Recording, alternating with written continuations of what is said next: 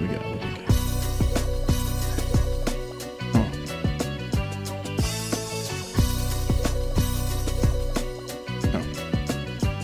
don't know what to do.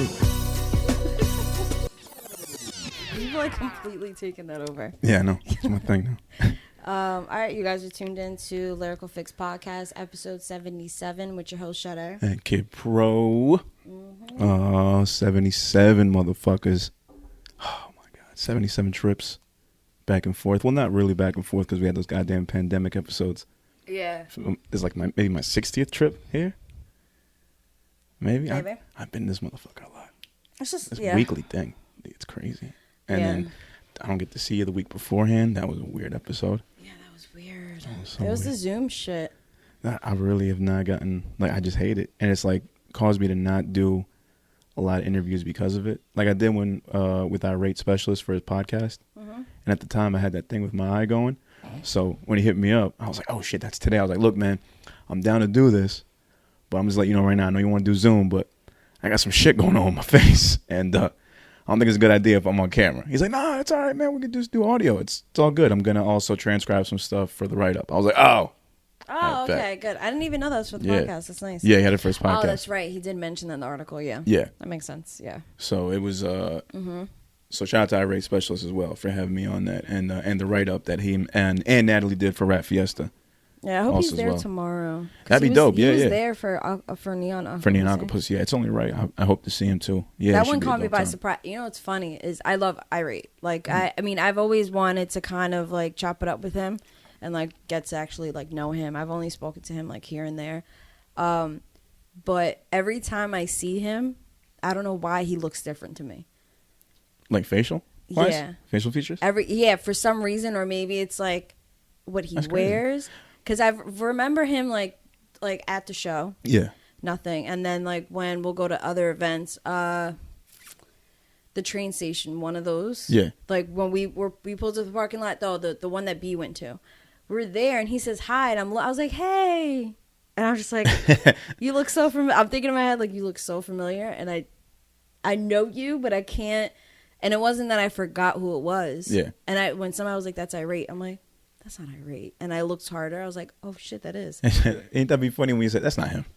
Like, that's not that. That's not that guy. And then at the greenhouse, it was like, again, I was like, holy shit. You're taking it back. Yeah. But I actually, like, I didn't have to ask anybody. Like, it occurred to me, like, right before yo, who is that? And for you, it's kind of easy because you can always go, like, yo, to people, like, hey, babe. Yeah. Yeah. Yeah. Hey, what's going on, babe? Yeah. Oh, good to see you again. Yeah.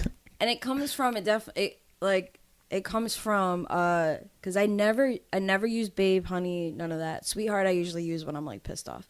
But, like, listen here, bitch. No, actually, like, listen here, sweetheart. Newsflash, buddy. Yeah, it's like my buddy. And that's the white people's you got me fucked up? Yeah. Newsflash, buddy. No, but yeah, that's, I guess women have that way, and then men have, like, yeah, it was good, though. Like, what up? Like, bro. My guy. Oh, God. My G. Lord. So anyway, so because I'm bad with names. Mm-hmm. I mean, so I first picked up that because my, what was it? When I transitioned into, you know what, I am a tomboy, but I should probably try to be more girly.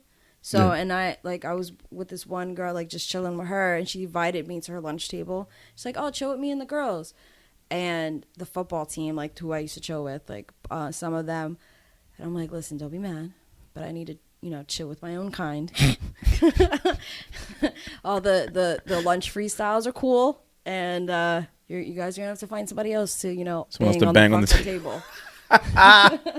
And to egg y'all on. Find another producer. And be your wing woman and shit like that. Like, you guys gotta find somebody else.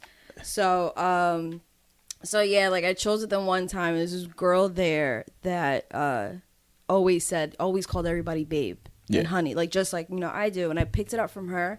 And I always thought it was kind of weird. Because I'm like, why does this bitch keep calling me babe? Like, I don't even know her like that. But somehow, like, I just picked up on it. Like, how I picked up bruh for my friend in Miami. And it just never left. And then I use it so much more. Like, what was it? If I forget my regulars' names. Yeah, it's very natural for you. Yeah, I'm just like, hey, babe. Hey, babe. Well, I can't call you by your order. Double cheeseburger? Like. Hey, babe. Hey, babe. So, yeah, and it just happened in life. That's actually one of my new favorite podcasts I've been listening to. Hey, babe. It's a podcast? Yeah, one of the Impractical Jokers and another dude, comedian, Cruz.the. Sal. I don't know if you know Sal. The one that's like real hip hop. Like, he's a big hip hop fan. Oh, yeah. Yeah, Sal Volcano and Cruz.the. They got a podcast called Hey, babe. So you meant like Better Call Sal? I was like, Oh, no, it's Better Call Saul. Nah. oh, Saul. That's why I was like, wait, that's not. That's not. I was like, Sal. hey, babe. Yeah, That's just funny, bro. that is pretty funny. I've been listening to nothing but podcasts. Like, I told you before, like on the phone, like when we last spoke, because it's been a long fucking week for both of us. Like, I think we last had like a real conversation, like, the weekend? I think, like, I didn't hear from you already because you took a couple days off after Valentine's. And I was like, that's fine. And then we didn't really catch up this past week because of the snow and the Zoom fucking call, even though we did kind of talk in between. But, like, I think I mentioned to you, I've just been listening to just fucking podcasts. Like, one or two songs here and there. There's another album that I guess we can talk about later that I was into, the Jim Jones album. We can get into that later. I haven't heard it yet. Yeah, that's has been in rotation. Yeah. As well as some other stuff. But, yeah, just podcasts. Like, I just been trying to, like, I guess up my game, really just listening to them for inspiration. Yeah. Just seeing the different ways, the different methods that everything goes by. This motherfucker. I bet none of those podcasts have a cat walking around. Maybe they do. I feel like I think I locked the other one in the room by mistake. You probably did. Would he be scratching the door? Or just making noise? He might make noise. I don't know. But I haven't seen him. I feel like the doorway's, like, it's, like, big enough for them to go under. It looks like from here. It used to be. He used to do that up until like a few months ago. So. Gotcha. Okay. But it was funny. I can't stop staring at Aries because when he hopped up, I felt the floor move. Did you feel that? Oh no, maybe it was just me. That's crazy. That nigga getting heavy then. Yeah, he is. Gonna make the floor move. Aww. Big baby. Oh, all right. shit. So yeah. My bad. Episode 77. Gotta do the intro. Oh yeah, go ahead. The rollout. The rollout. You know what the fuck it is. At the Lyrical Fix Pod on IG, at Lyrical Fix on Twitter, Lyrical Fix Podcast on Facebook. Make sure to like, rate, comment, subscribe because we are on Audio Mac, Anchor, Apple, Spotify, YouTube, iHeartRadio, Stitcher, whole bunch of other platforms. Make sure to like, rate, comment, subscribe on all of them. Give us those 5-star ratings. Keep us hot out in these podcast streets. Shout out to all the friends and family and the supporters that have been giving us those 5-star ratings after they heard about our little mishap. With some assholes getting us out to that 4.5. I don't know exactly what score we're at right The now. race to 4.5 continues.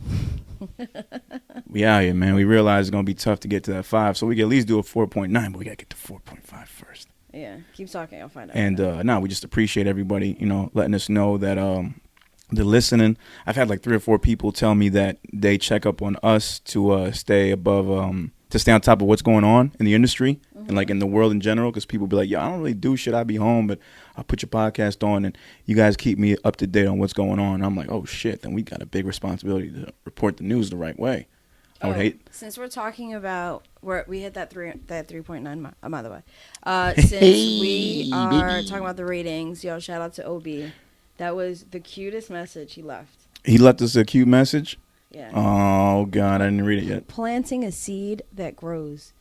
These two have started something that only grows and flourishes. Keep shining, y'all. Proud of the both of you. Wow, this nigga was at. He probably was at the greeting card section at Walmart when he was shopping. He's like, what sounds good here? No, that's what's up. Shout out to Obi, man. That's love. Hold up, I left my vape pen. Let me just get it real quick. No, you're good. You're good. Keep talking. But yeah. Oh, I got a text message. Oh, never mind. It's not important. So yeah, we are up, and it's you know it's funny. Whenever I go to check, Windmills. I'm so mad because you're probably not even in the angle. I know. I was just doing it just to fuck with you. So whenever I check, we have like 4 extra episodes. 4 extra episodes? What do you mean? And I don't understand how, because I know like one was a Danny. And then 2.5s. So maybe we did another half episode, and I don't know. We have at least 4 extra episodes. We had a 0.5 with Guess. We had a 0.5 at Greenhouse. The Yamo B there. Yeah. We had they had the crossover, and I can only remember those 3. I can only remember those 3 too. Yeah, I can't remember when we did anything else, unless it was a pandemic 0.5, something like that, maybe. Weird though. That is weird, right? You don't have the number? Huh? You're not doing it before? I already deleted. Oh, Actually, okay. so no, damn it, I just fucked up. Just fucked up on Canva. No, I don't have it open anymore. Whatever. Canva the truth. But yeah, go ahead. What were you saying? No, it's just no. But again, I was saying like before that people look to us to like give them the news and shit. So like, why not? It's up. We might as well report it the right way. At least what we've heard. Now, when it comes to like opinions on this stuff, please don't take what we say as fact. It's just an opinion. It's all subjective. If I feel like the way that someone's moving is one way, it doesn't mean it's fact. It just means that's what me and Sade are thinking at the time, and we can both have differing opinions on the matter. I can't find my vape. Okay. You can't find a vape. Is the yellow one right there? No, it's the black one. It's that one's dead. Black one. I didn't see no black one at all. Sorry. You want a break so you can find it? No, it's fine. Let me do a little quick break. No, I have to get up. It's fine. Just continue. All right, at the first break, we'll do it. I'm trying to. Yeah, the first break. First break, fair enough. Okay, so I've done the intro. Shout out to everybody. Yeah, man. So, how was your week? I know you've had a long week, but is there anything you want to talk about this week? Not at all. So my unemployment read up, and I don't know how to act. Creating my own gym because I'm dealing with this bullshit at the gym that I have. There should be a fucking sound effect for that. What? For something. I was you just not knowing how to act. Oh, we'll come up with one. Or some money sound. I wish I had one. I don't Cash register sound. So gunshot. Hold on. Oh. I don't. It's gonna take me too long to find. Like this is way too much multitasking for me. All right, but you went into the So I dealing with some bullshit with my gym. They're trying to charge me up until they opened. When I didn't feel comfortable doing that. Yeah. And then I was telling them like, hey, like I'm starting to kind of feel comfortable with the idea of going back, but I'm telling you right now, I'm not paying shit. If this past, like, you're trying to charge me all the way back to October, I haven't stepped in. I've talked to 3 different people about freezing my account. So why are you charging me?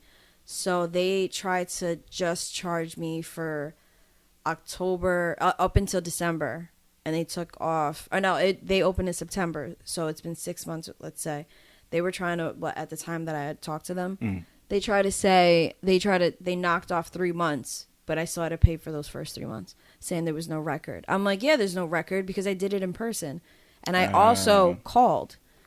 So. Because the only record that they had was 3 months in, like December, me emailing them saying, hey, saying that I owe $60, I don't owe shit. Then they tacked on $20 each month, and then so I don't fucking know.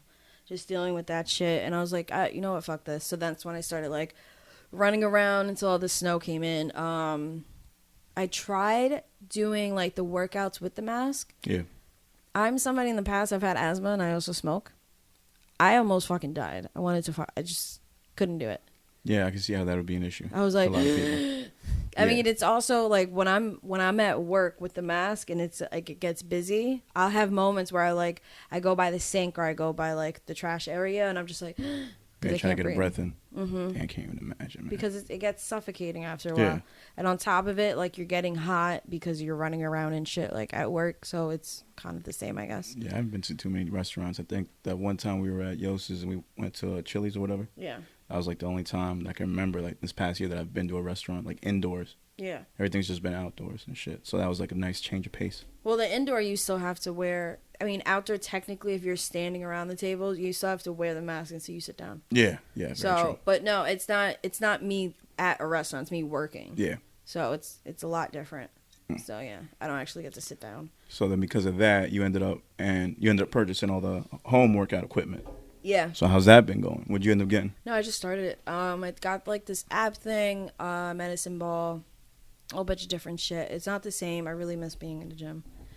Like what exactly? Just like the vibe?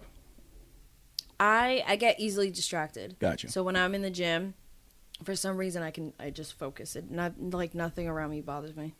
See, I was having the same issue because I would like get caught up like on my phone or whatever. So what I did was I put it on airplane mode, and then I just used the timer, the stopwatch. Mm-hmm. So I just did my sets, put a stopwatch, like rest for like a minute, 30 seconds, whatever. Yeah. And then just stay focused on that, and then just got to the workout. Oh yeah, no, I was usually good with. It's not my phone that distracts me. Ooh. It's like I see my couch. Like let me. Sit down. I got you. It's like little things like that. Like the cat will come over. It's stupid shit like that. So, Like when in the summertime, in the summertime, I would work out in the garage. I couldn't actually get on the floor because it's all dirty and shit. Yeah. But it was the closest thing I've had like to a gym since then. So now that I have like some equipment, it'll be a little bit better. I don't have space for a Peloton bike, so the Villa don't even ask me. But yeah, it's slowly getting back to normal. I've just been in this super weird, not depression, but depression funk for the past like month. I feel like. No, it's always, funks are always, they always come and go. I feel like it's been a month, right? Since the funk started? Yeah. Possibly. I don't know. Yeah, I think so.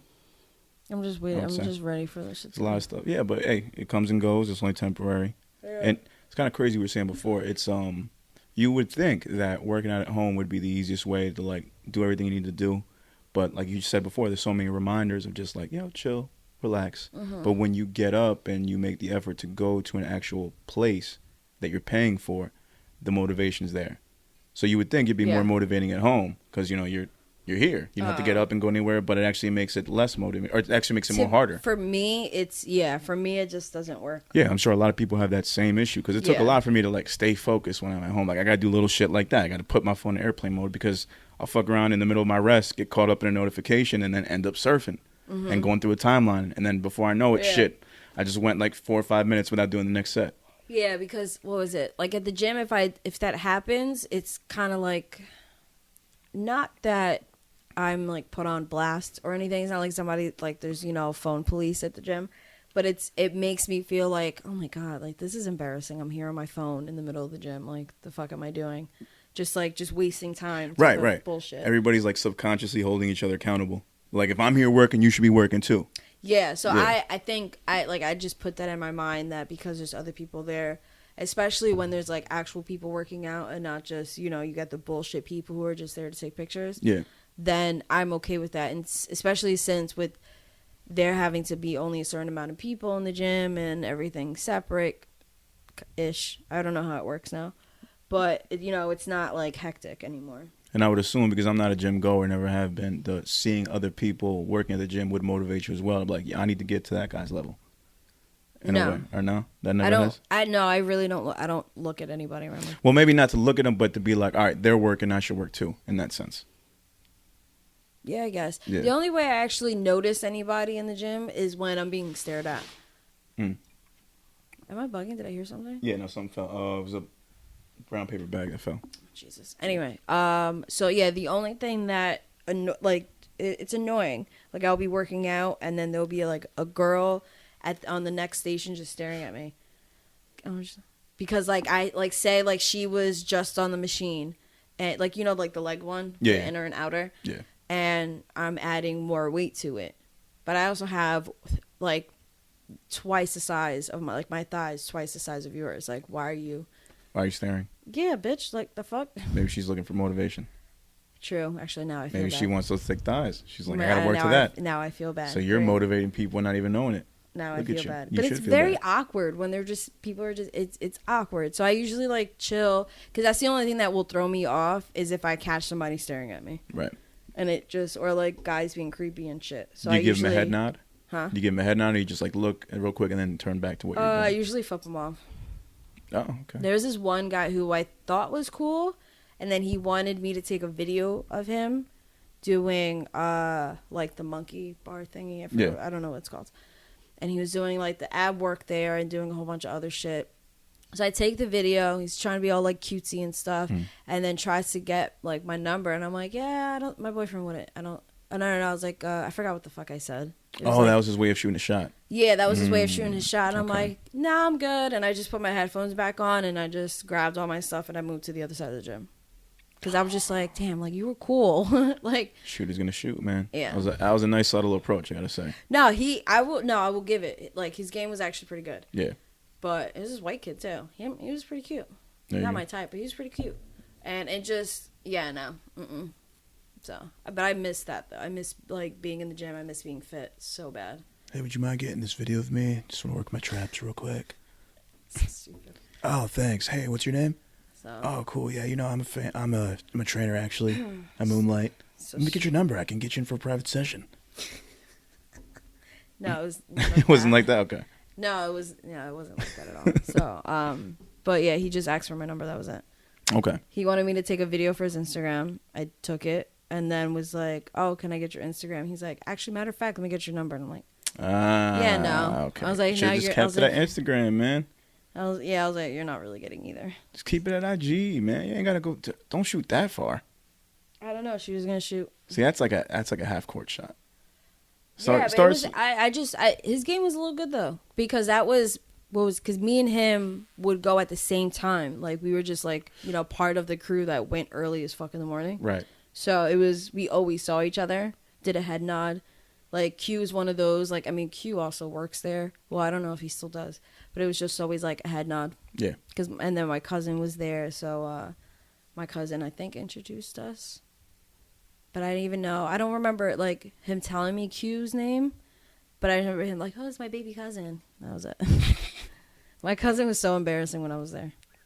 So fucking embarrassing. My baby cousin. He'd be training somebody, not embarrassing, but he'd be training somebody, and then he'll like look over at me, and then like the core thing where you're pulling the rope. Yeah. Like he'll just like do an adjustment, so I mimic him. Like he'd just be coaching me silently while he's coaching other people. It's the funniest shit. I used to get free coaching advice. One time I fucked up my shoulder because I popped the shoulder out a couple times when I was younger. So if I sleep on it wrong, if I exercise wrong with it, it feels like it's gonna pop out again. Yeah. So I remember I asked Q for advice. Like Q and my cousin were pretty cool. They had my back over there. That's crazy, man. Shout out to all the fitness trainers out there. That's a hell of a job too, man. Yeah. Yeah, that's crazy stuff they do for people. The test is hard as fuck too. Oh, I bet. I can imagine. Well, my one friend failed twice, I think. So now he's getting into nutrition, so he can like take more time to learn all of that. Yeah. But yeah, what was it? I hooked him up with my friend, got him a logo. I like wrote up a whole contract so he can start getting customers in, because he was like studying for months. Right. Then he failed. Shit. Do you know what the exam consisted of? I don't. He would be like, oh, like we would be at work together. He's like, oh, help me study, and then he like just asks these questions. I'm like, I don't know how to pronounce half the shit. Like, is it just a written part, or is there actually like any physical shit involved too? That you gotta do like a fitness test as well. No, this is. It's just all written out. Mm-hmm. Okay, gotcha. Yeah, I mean, I think being fit to be like a personal trainer is, I think it's like entails like you should be fit. Well, yeah, but that's why I'm asking. It's not part of the test. There might be a fat nigga that just knows about nutrition. He's your personal trainer. True. That's what I'm saying, and that'd be weird.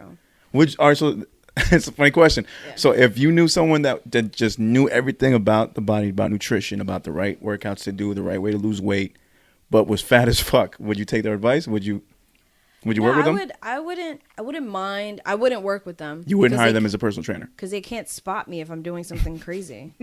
Like, you can't fucking spot me. And then it's also fucking jello worms out. It's also like an excuse. Sorry, I thought I heard static. It's also like an excuse, like, man, you can't even do this shit. What the fuck am I gonna do this for? Exactly, right. And then what was the other thing I just thought about? I honestly I wouldn't mind, because I know, like, I'm not trying to be a personal trainer, but when I was fit, I used to meal prep. Like, I used to do all that shit, so I know something about it. Mm-hmm. And I'm not fit at all. Right. So you never know. Like, that person just could end up having a dad bod that just went extremely wrong. You never know. Very true. Or reverse. She had a kid and just never bounced back. That too. Know. That's also a thing too. Or quarantine happened. Quarantine weight is no joke, man. Quarantine weight is no joke. I got quarantine and depression. It's just like, I'm trying to make it just, 3 days out the week minimum just to work out. 3 days at least to keep myself in good shape. Mm-hmm. And it's been going good so far. Some days I kind of slack off, but I keep to a routine like I would do every other day. And then rest the weekends. Like, I skipped. Today should have been my day. I skipped it. So I'll do it tomorrow. Mm-hmm. So I had 2 rest days. So, yeah, it's just a matter of just trying to stay focused, trying to stay consistent. And then I'm obviously reading so much different shit online. But it sucks when you read something that looks very informational on one page, and then you go to another page, and it's like the opposite. What, it debunks it kind of thing? Yeah, it debunks the whole fucking thing. And I'm just like, okay, so really, what is the best way? Because Wait, for what though? for weight loss, just for muscle progression. Oh, it all depends on the body at the end of the day, right? Mm-hmm. So it's like, but why give all that advice? Because it's like there's people that do really well with like the fasting, yeah, the intermediate fasting, which I kind of started doing that, and then I just bullshit it because I started working back at Miller's and I had the 2 jobs. I was like, fuck this. Yeah. But I was doing that when I was at Railroad and I started losing quick. But I only lasted doing it for like a week and a half. That was it. And then that seems like torture. Yeah, but I normally don't eat for that long. Right. So it's just trying to get myself on a set schedule. And then, but what really worked for me was meal prepping, was like the eating 6 times a day. Yeah. I had a coworker like that. He just brought in his huge packs. It was the same stuff like cooked turkey and like white rice. That lunch bag I just tossed it on the floor. That was my meal prep thing. Yeah, and like every time I saw him, it's like, yeah, same thing. He would just have his meals throughout the day, same shit, nothing crazy, and some water. And I was like, yeah, I mean, it sucks, but he said he always like put little seasonings and stuff. I saw him put fucking Fresca on the turkey one time. I don't understand what that was about. I guess he liked it a little sugary. I guess something that was in there kind of helped him. Really? Something dietary. I don't know if it was a condition of his or what. He just liked the taste. Maybe it's just a taste that's weird. Yeah, ground turkey and white rice, and he just put like Fresca on it. And I was like, all right. I never heard that. I mean, if you think about it, like if it's like some type of barbecue, that would be sweet. So yeah, that's same really thing, that straight to it though. Damn. Yeah, I forgot why. Yeah, because you take out some saturated fats, I guess. I suppose it was Dunkin' Donuts next door. He just got coffee and he had extra Fresca, and I just saw him putting it in there. He's like, he explained it to me, and I was like, all right, yeah. But a dude, he works out. He's a bodybuilder and everything like that. So it's like different. Yeah, it's different type of sugar. So yeah, I used to do that, and then I was trying to get on it, but it was like I'm not good with routine in any type of aspect of my life. I fucking hate routine. I can't do it. Yeah. So I think that's why I'm in restaurant, because nothing is ever the same. So with meal prep, I couldn't keep eating the same thing. Gotcha. I was like, I can't do this. So I would cook a million different meals. But can't you switch the meal prep up every week? So no, technically it's different? Yeah. Oh, so you were? Okay. Yeah. So say Sunday I would meal prep for 3 hours, but it wouldn't be large amounts of, say, 3 meals, or like I wouldn't have the same dinner every day. Yeah. Because I would just make different like entrees. I just don't know how people do it though. If they were eating the same thing. I did that for 1 week and I couldn't do it. I just stared at it. I'm like, I don't want to eat this at all. At that point, you're just eating, not even to enjoy food, just for like sustenance. Pretty much. Like, and I can't do that. I'd rather go hungry. Yeah, and I know like you like to go out places and actually enjoy food. Mm-hmm. Like when you told me about the ramen spot, like, and then when I actually bought ramen, I'm like, come on, there's too much good shit out here. Well, no, like I still had I had a cheat day. As you should. I had a cheat day, but this was when I was managing, so I didn't have a lot of time off. So not as much as now, where I have like the freedom of I make probably more money than I did then, and I have so much more freedom. Which is crazy. Yeah, I just don't have benefits. So if I actually got benefits and paid for that shit, like just health, I'd probably be back to where I was. But what was I gonna say? But I did that, and then my personal trainer friend, while he was like studying and everything, I was like, I can't do this. I had a breakdown. I was like, fuck this shit. I can't do this, because it didn't become a habit yet for me. Yeah. So we did a week competition, and it was whoever lost was supposed to be the other person's bitch. So I was like, oh yeah, you're gonna wash my car. I was like, I don't trust you to wash my laundry, because this grown ass man who used to flirt with me. So I'm like, no, you're not touching my panties. Yeah. No. My unmentionables. Yeah. So I was like, you're going to wash my car. You're going to, I was just coming up with a list of shit. He's like, are you going to clean my apartment? To clean a guy's apartment who lives by himself is probably fucking gross. So I was. Yeah. So I ended up, I lost the first week. And then I'm like, no. It wasn't 1 week. It was 2 weeks. Another week, I still lost. But I'm also a drinker. So while the food and everything, I was able to get down right, I was also drinking. So he was like, and he was like, well, vodka club. I was like, get the fuck out of here. I'm not drinking vodka club. What the fuck do I look like? I'm like, no. I was like, I'm drinking whiskey. Like, no, JMO Ginger. That's what I drink. So, yeah, and one time, I had a show. He came by the show, and he's like, what is that? Because I had a cup. I'm like, it's water. It's like, that looks mighty. Oh, did I say water? Oh, no, it's, it's Crystal Light in this bitch. Oh, did I say water? I was like, it's water and Crystal Light. He's like, I've never seen a Crystal Light look that dark. I don't know what you're saying. You're drinking dark water? That was right before I gave Susia the name, but that's what I was drinking, Susia. They actually got that shit, the black water. You ever seen that? That's a real thing. Really? It's a water brand called BLK. Mm-hmm. It's and it's just black. It's just colored black. No, I've seen. Oh, you've seen it? Okay, yeah, I've never opened it, but like I don't know if it was when I was working at Whole Foods, but I seen it somewhere. Yeah, no, I've seen it. I tried it. Me loving the color black. Of course, I'm gonna try it out. Straight up water. Is it like what, food coloring? I suppose so. Something. I mean, it doesn't stain your teeth or anything like that, but just straight up black water. Would food coloring stain your teeth? Maybe, right? Possibly. Yeah, I don't know. It's one of those questions that I'm gonna leave. I have a St. Patty's Day drink that I just use food coloring in. Yeah, I mean that's essentially what it was, but I can't imagine that thing probably lasted. I'm sure they still, got it. It's still, the company still exists, but black water. Yeah. That's weird. Yeah. We back. All right, so what you saying? Oh yeah, we just trying to get on a diet thing. Sade just informed me about My Fitness Pal being the app to get. Trying to count my calories. Trying to keep it under, I don't know, whatever the regular shit is. I think it's what, 2,000. No, it depends on your BMI and how much weight you want to lose. Okay, word. I'll just sit. There was a point where I lost like 20 pounds. I think I gained 5. So I'm trying to get back down to where I was at, like be 185, 184. Yeah. Trying to get there and just keep it consistent, for the summertime.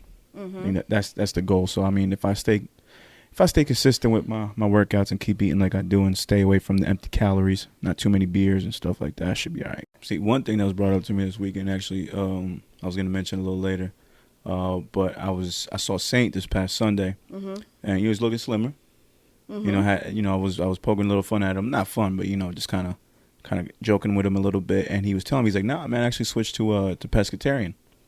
Oh, nice. Yeah, man. So I was like, how hard has that been for you? He's like, not that hard. I just couple meals, but I make sure my shit is good to go. So I'm like, man, I've been thinking about it. I'm like, could I do that myself? I mean, I see the benefits in it.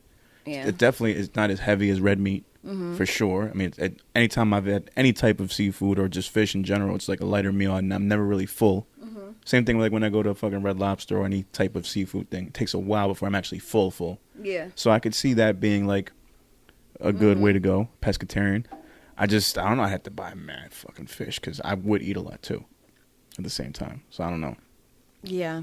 But that red meat, man, it's like, can't turn down a good steak. Yeah. I've what is it called? In the past, I've done, and I'm feeling it, like the red meat kind of weighing me down a little bit. Like you feel it. It's sluggish. So I, every now and then I'll just not cut it out completely, but almost. And it's just like once a week I'll have red meat, or once every other week or some shit. That's tough, man, because it's just so good. I mean, at this point, like I'm just trying like portion control, just eating right, and it goes to show you like how important diet is to just losing weight. It's more so really like just 80, diet. Like 80% diet, 20% exercise. Yeah, which is crazy. And some people just focus on exercise and just eat whatever the fuck they want. Yeah, no, you're not. You get results, but they take a lot longer. Hell yeah, like. And I feel guilty every time I'm get a double cheeseburger. But sometimes I just be fiending for that fucking cheeseburger. I don't.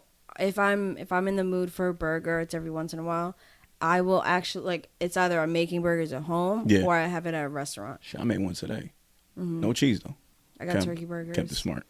I have turkey burgers. I'm doing, what is it called? I'm like low on the red meat. Turkey bacon. I got regular bacon just in case if I want to cheat and just have some pork. I got the maple. Yes, my shit. Oh, every now and then I'll have the pernil. Oh yeah, I'm not cooking a whole. Oh my god, that is a cheat meal if you ever had one. Yeah, fucking it's a cheat. Pork shoulder. Oof. That is it. It's so weird. I know, right? When people say like that. Yeah, it's just like the fuck. You mean pernil? Yeah, no, I would never just cook one. I've only. No, I never cooked penne. Yeah, I never cooked it. No, it's a hard thing to cook though. It takes forever, but there's as much as like I was raised around a bunch of guys. There's a lot of women in my family, so I was lucky enough to get baked mac and cheese as like I have my things. My 2 things are baked mac and cheese and dessert. That's what I bring to like for holidays and shit. So it was hard. It was hard enough just to get the baked mac. Right. And my aunt still tries to fight me on that shit. But mine's way fucking better. But it just was never something that I can actually get to make because it was always like my aunts and my mom fighting over it. Baked mac and cheese is definitely top 3 on all sides of all time. Mm-hmm. Oh man, it was weird. I had a dream that we moved into the new house and I had like pretty much like greenhouse. Like I had everybody over like housewarming. Yeah. Yeah. Mm-hmm. And I cooked so much fucking food. And I just remember, like, LB was in my dream, and I'm like, listen. Like, it was like, I was, like, anxious. I'm like, she's about to try, because she's very, yeah. That's why when we had our, like, Let's Giving, she was like, I don't really trust people's cooking. And I was like, me neither. Just make apps, not even full dinners. I hear you. Every time I went to my past jobs, and whenever there was a potluck involved, and, they'd have the sign-up sheet of what people are going to bring. Yeah. And then you just have certain people like, hey, I'm not going to fuck with what James is making. No. Or nah, Shirley, I don't think her mac and cheese is going to be that good at all. No, we have, what was it? So one of the managers and like Remy, they're really good cooks. Like they're like, did they go to school for it? I think so. I know Remy did. He traveled. I forgot. The Cordon Bleu Culinary Institute.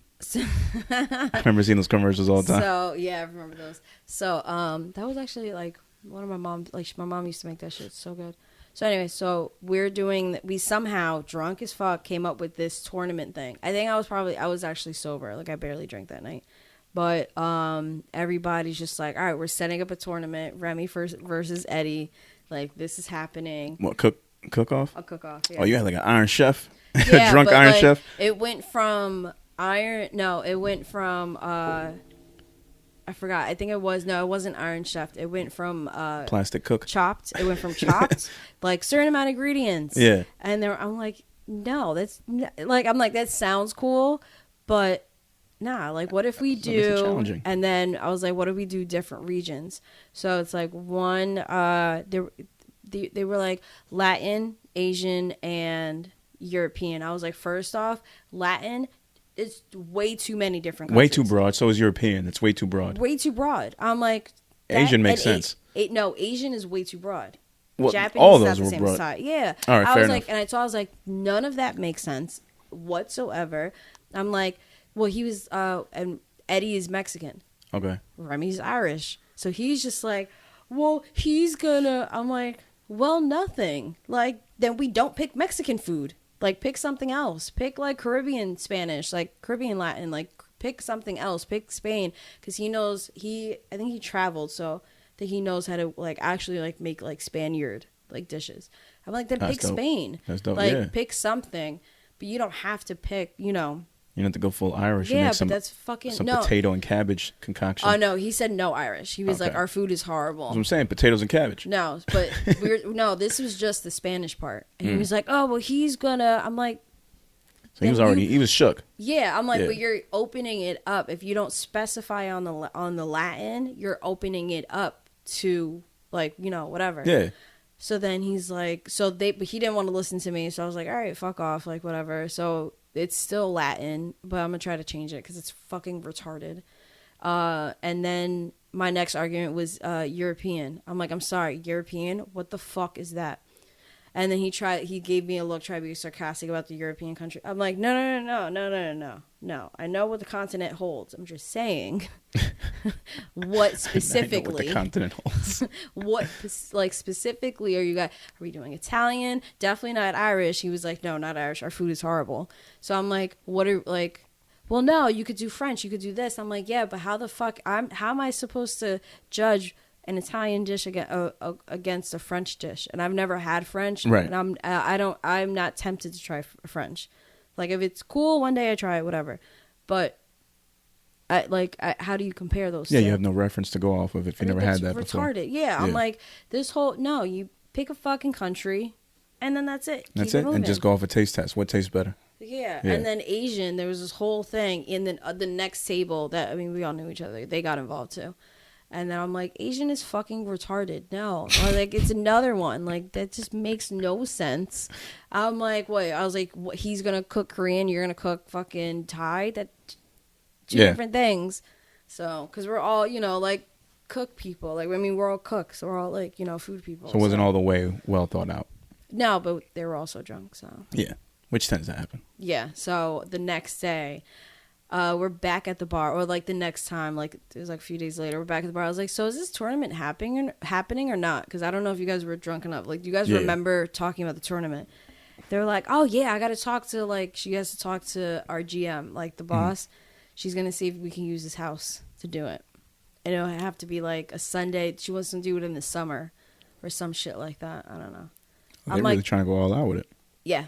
I think it went from like one day, this is one of the bartenders, from one day into like a 2 week, like 2 Sundays in a row. And then all of a sudden now it's every Sunday for like a month or maybe even 5 weeks. I'm like, bro, I was like, this is way too much. Turned into a whole season. It was way too much. Yeah.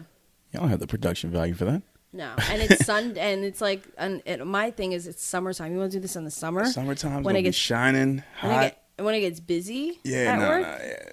You're bugging. You're bugging. You're better off doing it at a random time, random day, away from summer. It wouldn't be a random day. It has to be Sunday through Tuesday. Those are like, that's our weekend. Ugh, it sucks. Well, I mean, if it happens. That doesn't suck. That's our weekend. If it happens, I'd like to hear. Those are slow days. It's just Sunday, summertime tends to still kind of be busy. Yeah. Because it's Sunday and it's summertime. People want to go out. So true. So there's no sports-ish. No, summertime after July it kind of gets quiet. Yeah. Yeah, because the only thing on is baseball. Mm-hmm. And watching a 3-hour baseball game on a Sunday afternoon is boring as shit. People still do it. People still do it. I know, but it's just like there's no excitement. Like, if anything, you wait for like fight night to happen. Because at that point, what? Basketball's done. Football's right around the corner. Soccer, if you're into that, is still going on all the time. But yeah, as far as the major sports, like baseball's the only thing going. I think hockey ends around the same time basketball does. So like early summer. Yeah, it's around the same time. Yeah. No, it's a sports bar. So our main thing is football, basketball, baseball, then hockey, then soccer. Yeah. Soccer's at the end. And then boxing / MMA and all that shit, UFC, that is right after football. So I would say football, then the fights, and then basketball. Man, on fight night, you can't beat that. Oh, yeah, because our basketball, like, March Madness is not going to be the same. It's so sad. Word. March Madness, we missed last year's, but it is pretty big, and it's very, like, especially for the people who love making money. Yeah. And damn, that was loud as hell. Sorry. No, you're good. Who love making money are very like excited for the time. Hell yeah. But it still does not. It does not like equate to like a fight night or a football. Yeah, the vibe is different. Mm-hmm. Yeah, well, I think because the March Madness is like a whole tournament, it takes time. But like the fight is just there. Yeah. It's that half hour, however long the fight's gonna take, and that moment, and you guys, all the energy is like compacted in there. No, well, people don't just show up right before the fight. No, they're there earlier, obviously, watching the preliminaries and shit and all that. No, like I had, there was like 2 tables that came in at 3 in the afternoon. Oh, and they stayed throughout the whole night. Jesus. Yeah, and it was funny because I was talking to them. I was like, "Can I ask you, do you know it's not like a normal fight night, right?" He's like, "No, these are big names." I'm like, "Yeah, but we like." It's not like you guys are going to have to, like, get a table or stand. Like, you literally, like, you guys are good. There's still tables. I was like, I appreciate it, though. I was like, your bill is fucking high as hell. Yeah, Word, I appreciate it. Being there since 3. Yeah, no, they were chilling, though. Like, you just pace yourself. Yeah, that's the way to go. Shit, man. All right, what else? Do we have anything to actually talk about we really didn't get to my week. Oh, shit, really? Yeah. Why the fuck did we talk about bullshit then? No, we talking about it wasn't bullshit. It's just our our regular stuff. Yeah, no, that was complete bullshit. I thought we had nothing to talk about. No, That's we what went to the about, gym and everything and all the other stuff and fitness and dieting. That was important stuff for people like us. As we're drinking beers. I'm not drinking beer. Fair enough. 0 calories in my seltzer. Excuse me. Seltzer. That's the big thing now, too. Oh, no. I started this new thing. Oh, no. It's not 0 calories. I forgot. This is like actual alcohol. Oh, in your face. Damn it. Never mind. This is not like a regular seltzer. I remember they were pushing that during the Super Bowl. The Bud Light non-alcoholic beer, or Budweiser, one of them. That was the nastiest non-alcoholic. They were pushing that during the Super Bowl. That was a commercial. Because I only know about Omissions, Old Duel, and then Heineken. Old Duel. Every time it's like I have to say it like that. No, yeah, they fucking pushed that shit. I was like, that's not gonna live long. No, I mean, I don't know. Heineken Zero has been, I mean, it's not a lot of people that order it, but it's, people who don't drink who still want to kind of be in the crowd or have the taste of it. I feel like it's essential to have if you're a beer company. Popular. You might as well have that. Yeah. I think it couldn't hurt, but at the same time, don't expect it to be a high seller. Oh, no. Yeah, no. They sell like a few every now and then. And then I realized, like, damn, y'all must have paid a fucking grip to get that commercial up there. Probably. There was some commercials. For sure. What am I saying? For sure. There were some commercials that were literally like 2 seconds long. So how was your week? Oh, man. My week was cool. A lot of music-related stuff. On Saturday, I went to the neighborhood, meet up with our boy Yos and Nina, went up to their new spot. Yeah. Yos is living very comfortably, I will say. The apartment is exactly how you would picture a neighborhood setting to be. Very flowery. Nina did a thing with the decor. Just feels very chill. When I got there and I parked my car, Yos welcomed me. He came outside in that jacket they wore for 11 p.m., some ball shorts, and some camouflage colored Crocs. So I was like, man, I know you living right. I know you enjoying yourself, bro. And then you see cute. Nina just chilling in sweats and they fucking living life, man. I was so happy. It reminded me of when me and V first moved into our apartment together. Because we were around the same age. Yeah. And I was like, yo, this is exactly what it is. Like, I didn't want to get into the whole thing, but they were just enjoying life. You could tell it, man. They were just having fun. So we got there, caught up on everything going on. And the original idea was I wanted to go there and spend the whole day just filming content. Yeah. For Kid Nova, just do whatever, maybe skits, little videos or whatever. So we tried different ideas. We moved stuff around in the living room. All right, we filmed some content over there. There you go. Yeah, we filmed some content, some stuff coming up for Kid Nova, and just for for fun and stuff. And it was a good time. I won't give away too much. Yeah, don't. Yeah, I don't. Keep it on the hush hush. Can we say what titles? Because I already forgot. I was going to ask you. Oh, I thought that would go into me saying too much. True, I guess. Yeah. I mean, it's on the project. We already said we're going to. Okay, all right, yeah, no, we did some content with a couple of songs on Kid Nova. I did something for Compound V. I did something for Florida 2, I think. No, Florida 2. We have a different idea, do we? Or was it Florida 2? It was Florida 2, but it doesn't mean we can't. It's just an extra bonus thing. We can still do the original idea. No. Well, I mean, once you see it, you let me know how you feel. Yeah. Basically, yeah. But that's pretty much how it was. 3 different camera angles. We kept 2 still angles, and then we had Nina just floating around doing the other one. How's the editing going? Editing's going good. I got all the stuff, and I got all the stuff that I needed. All looks great. Everything's fine. Nina did a great job with the B-roll, so I have a lot to choose from. Good, okay. So I'm going through that. And then at the same time, after I finished that and made that whole total 4-hour trip back and forth, woke up the next day, got up with my man K Proetic, who's dropping an album in a few hours. Shout out to K Proetic. Yes. Beautiful Dystopia. Out on all platforms, February 26th. It's going to be Friday. Made a promo video for him. He had a song that he wanted to put out in a video he wanted to put out before the album drops. Good, yeah. So, and he got on his non-storytelling shit, and the song is really dope because it's just about, it's like a minute and a half freestyle about everything that an artist goes through the week of releasing their album. Nice, I like so he's breaking down everything, the whole process is how this was like a multi-year thing in the making. And then, one of the lines that stuck out is like him reaching out for features and people like flaking on him. He's like, everybody's down to work until it's time to work. Yeah. And then he said something that was like, fuck it, guess I'll just write this final verse. That shit hit hard. And then we tried to film, I just met him at a park in the EO in East Orange that he had frequented when he was younger. He was telling me this story. And we tried different stuff. It was snowy as hell, so there's only so much we could do. But we tried a couple shots, him sitting on a bench, looked cool. Tried him standing, looked cool. And then I'm like, you know what? Let's try to do like a one-take shot. Like, let me follow you walking. Yeah. Get the side, because this way we're getting like a whole lot of background as you're moving. So we're passing a field. We're passing a church house that has like these bathrooms where the boys and girls sign like look kind of pass by him and they come out like really cool in the shot. And then there's a basketball court right there. Like, let's just end there at the basketball court. Did the first take, came out fucking perfect. He knew all his fucking lines, so there was no issues with the syncing. Fucking beautiful. And then post-editing, I was trying out different methods, trying new shit out. Found the feature that was called Keep Red, a filter. Nice. He was wearing a bright red New Jersey Devils jacket. Put that on, so everything was fucking grayed out. And it was snowy, so it was even cooler. Yeah. And all you see is the red on his jacket. And then there's like a banner like where the soccer field was that was like half a mile away, but that was the only thing in red as you're walking. Nice, yeah. So everything, and then we get to the basketball court, there's a couple of traffic cones in the snow, and you only see the red on there. Yeah. So any little red that was popping up, whether it be a roof, a chimney, or whatever in the background, just it came out perfectly the way that everything else was just white and gray. Nice. Yeah. So did that real quick. He posted it yesterday, I believe. Much love to K Proetic for allowing me to do that. It's the second video that I do for him. Yeah, I've been a little unplugged, but I did see a video pop up. Like, I seen him because he's been posting his lyrics, which I really like. Yeah, like that. I seen the video, but I didn't actually like watch it.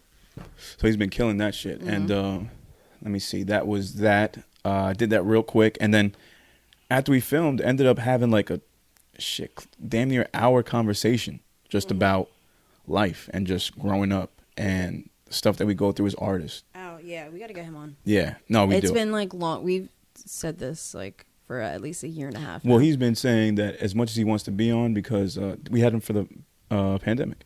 Yeah, we had him for that, but just we had a lot of people for the pandemic, but those aren't the best interviews unless they're here with us and we can get that face to face. Yeah. But he mentioned that if he were to come again, he would love to have the whole crew. Yeah. Which I'm cool with. I have no problem with that. Pick a location though. Yeah, we got. Well, I mean, he can figure something out. We'd have to travel, but I'm sure he can figure something out. We can have a nice little get together with everybody. But yeah, we just talked about family stuff. Nice. Him wanting to start a family in the future. Just everything going on with him, his podcast with his wife, and just the jitters of which release is back week now for season 2. Yes, which is back. Shout out to the Francois podcast. And just everything in between. And this is like, he dropped a mixtape a couple years ago, but this is his first official debut album. Like, that's how it feels. And just everything that goes along with it. And we were just going back and forth on strategies for marketing and promo stuff he could do. It was just a nice grown man talk, and I really appreciated that from him. Yeah. And it also killed time because I was also able, right after that, I went straight to Totowa, that studio. Shout out to Pat, Mixed by the Best. I went to go meet up with S-Double. Shout out to Esco. Shout out to Lauren, who was there as well. LB, Villa, Saint, and then Trip was there as well. Oh, nice. Yeah, we were trying to get sessions in for Epidemic's album that's coming out in the summertime. So I did a song with Saint. Trip did a song with Villa and LB, I believe. And when I got there, they were in the middle of doing like 3 other songs. So I think they did like 6 total that day. And I got to meet Pat, homeboy that mixed CJ's Whoop-Dee record. Yeah. And it's funny because the day before, Saturday, as I'm listening to the Joe Budden pod on the way to Yosis, they mentioned him. So I told him that the next day, I'm like, yo, you got mentioned on Joe Budden. He's like, oh, for real? And I thought he knew, but he was like really surprised. I was like, yeah. CJ Cannon? What's up? CJ? No. CJ, the dude that made Whoop-Dee. Like, Whoop-Dee, bitch on my side of some movie. That shit, yeah. Oh, shit, yeah. And I asked him, I was like, yo, how did, like, when you recorded that here, because I was at the studio where he recorded it, did you know it was going to be a hit? Yeah. He's like, honestly, no. He's like, you thought it was going to be like any other song? He's like, yeah. He's like, it was recorded in June. The video came out in August. And then he's like, it was just crazy to see, like, the rise. Little by little, it just got bigger and bigger and bigger to where we're at now. And then, Saint's been telling me, now dude's price is going up. He's moving to L.A. Nice. I don't know exactly what he's doing. Or I didn't ask that part. I just know he's going out there pretty soon. Yeah. So, shout out to Pat, man, at Mixed by the Best. Yeah, Saint was telling me that he's going to be doing this, like, bi-coastal shit. So he still is going to work with them, but... Like, he's still going to be working with the people from East Coast, just flying back and forth. That's what's up, man. Hey, I mean, that's great. Anytime someone like that gets a break and makes some magic happen, I'm all for it, man. So I was very happy to meet him. He was a great guy, really professional, too, quick working, doing his thing. Like, it was great. And just to be in a studio like that, I haven't been in a studio like that in God knows how long. And it just really, really felt good to me. Like, I was just in a nice nice the place. Energy in those studios. I wish I really, because I kind of had a job offer in a sense, kind of, not really. Yeah. to work to work with the engineer at one of those type of studios. Oh man, I wish. But the studio ended up fucking over the engineer, and he was just like, "Yo, it's not worth." They try to like They try to take ownership of anything he made. Like, it sucks because he was also a producer. Yeah. And he was just like, "No, it's not," That's and deduct his and bring down his pay to like bullshit, like lower than minimum. No, fuck that. That's messed up. No, I'm glad. Mind you, engineer work takes a long time. Absolutely. Yeah. That shit is no joke. Man, shout out to all the engineers, the mastering engineers, producers, recording engineers, all that shit, man. That shit is no joke, and they're the reason that music sounds the way it does. Oh, hell yeah. And he was really good because the only thing is I can tell he kind of almost had my temper, but I mean, he had patience. I also had the patience, especially in that moment. Yeah. When he was dealing with somebody difficult, and then he was also dealing with somebody who wasn't quite sure of herself. Like, these are two different people, and he saw how I handled both of them. Right. And like I helped the one person write and shit like that. So he's like, "Oh, you belong here. Like, you're perfect for this." Hey, never say never. You can still end up there. You never know. Yeah, I just don't know how. That's not really a job. I don't know. And I also feel like an engineer would want somebody like what I did in there so they can mediate and not have to deal with the artists themselves. Yeah. The engineer themselves. So, but I also feel like I would make the process go by faster. I feel like, doesn't that take money out of their pocket? I mean, it could, but it depends on how much you're getting paid. But that's something that would have to be worked out with the main engineer. But I assume, yeah, some of it would have to go, unless they're looking to be like, oh, you have to pay extra because I have an assistant. No, not much. Well, that too, I guess. No, I'm saying like, say if they're by the hour, and I make the process go by faster, I guess. Yeah, you might get a little cut of that. Yeah, I mean, I could see where engineer might, take offense to that, but at the same time, if that's what they're hiring you for, that should be expected. No. Oh, I'm sorry, I'm still not getting it. No, okay. not me taking a cut of it. Oh, okay. I am taking a cut of it, but no, it's not just that. But it's I'm taking hours away. So it's like, because you're making the process quicker. Yeah, that's what I'm saying. Okay, yeah. gotcha. So since I'm letting, I'm making the process quicker, then that means that they're not getting, but they also don't have to deal with somebody who's fucking either difficult, who thinks they know what they're doing, or somebody who's unsure and is constantly like questioning themselves. And sometimes engineers don't want to have to deal with that. They're just. Well, for that, I would say just deal with the engineers that charge like, all right, you're gonna have to have a 3-hour minimum. So no matter what, it's going to be that time. And whether you make it faster or you don't help it, it's still going to be 3 hours regardless. Because we were there. We didn't actually... Did we finish... We almost finished recording the song, but I think he had either somebody coming in. Oh, no. She paid first up to certain... She paid up for 4 hours. Okay. I missed the first hour because I was working, but we went right after. So I was there for 3 hours with her, and then the hours were up. He was like, no, I like what's happening here. Let's give it let's give it some more time, and then that was it. But this was the beginning process. Like she was trying to look for a beat. She was this is the very beginning, not just recording. Yeah. Oh man, I hate that. Oh, this was like straight from the beginning. You cannot come to the studio and just be like, I gotta find a beat. I gotta write. I gotta fix some stuff up. This person was helping her do all that. Yeah. Because this is C. Millie. Okay. This is when it was C. Millie and, homegirl. Yeah. So C. Millie didn't know. She wanted to it was just supposed to be just poetry, like spoken word. And then I started, like, he heard it, but, like, I didn't actually I never heard her perform. And then once I actually, like, she got into the booth, or no, she was just reciting for me. I look at him, and I just, like, so I was like, you're doing the spoken word? And then I look at her. I'm like, this is spoken word. And then he turns around, he swivels in his chair. He was like, tell me she's not rapping. I'm like, no, she is rapping. It's like, that's why I'm asking her, is this really spoken word? Because it doesn't sound like spoken word to me. Yeah. So, because the beat that she's found, I'm like, you just have to change up this, that, this, and that. And then, bam. Gotcha. You're going along with the beat. Yeah. So. Yeah, I guess for some artists that position would definitely be needed. I can see that. Yeah. Yeah. So I don't know. Engineer assistant. Yeah. it's just, I don't know. I want to do that so bad. I would love to work at a studio. That'd be fire. Yeah, no, it's great. It's just something different. I mean, don't get me wrong. I mean, what I do at Obi Studio is fucking legendary. I always love that and always have memories of that. But there's just something different when you're in like a professional setting. Mm-hmm. And you have like the glass where you can see the guy as he's recording you. You hear the clear, crispy like talk back in the mic. Mm-hmm. Everybody can hear you outside. Like it's just, there's just something to it. Like the fact that there's a fucking door with the little Ring camera, you can hear when somebody's coming in. Little shit like that. Mm-hmm. And I was like, oh damn, this really feels like real. Yeah, it was funny. We damn, what was it? Because he had assistants there, but it was kind of like, yeah, you want to go get his food? You want to go let this person make a store in? run. Yeah, like things like that. And he said, he was like, that's all they're really good for. Like they literally just, he fucking plays, like he goes on his Xbox in the next room, comes in every now and then. He's like, oh, that's fire. Oh, that's cool. I'm just like, how? And I was like, how the fuck did he get that job? I'm like, I want that job, and I fucking kill it. Like, the hell? Yeah, sometimes it just be your man's and just that has nothing to do and throw him a couple bucks. Be like, yo, yeah, just, I think he was like the owner's nephew or some shit like that. Yeah, something like that. But that's how those type of positions come up. But with you, I would say you never know. You might meet someone randomly at a party or whatever, and then connect through Instagram and be like, hey, I kind of do this. I've had experience. You need some help? Yeah. That's usually how it works. The studio in the Clifton building next to We Are Jersey, it's not really, there's nothing for me there.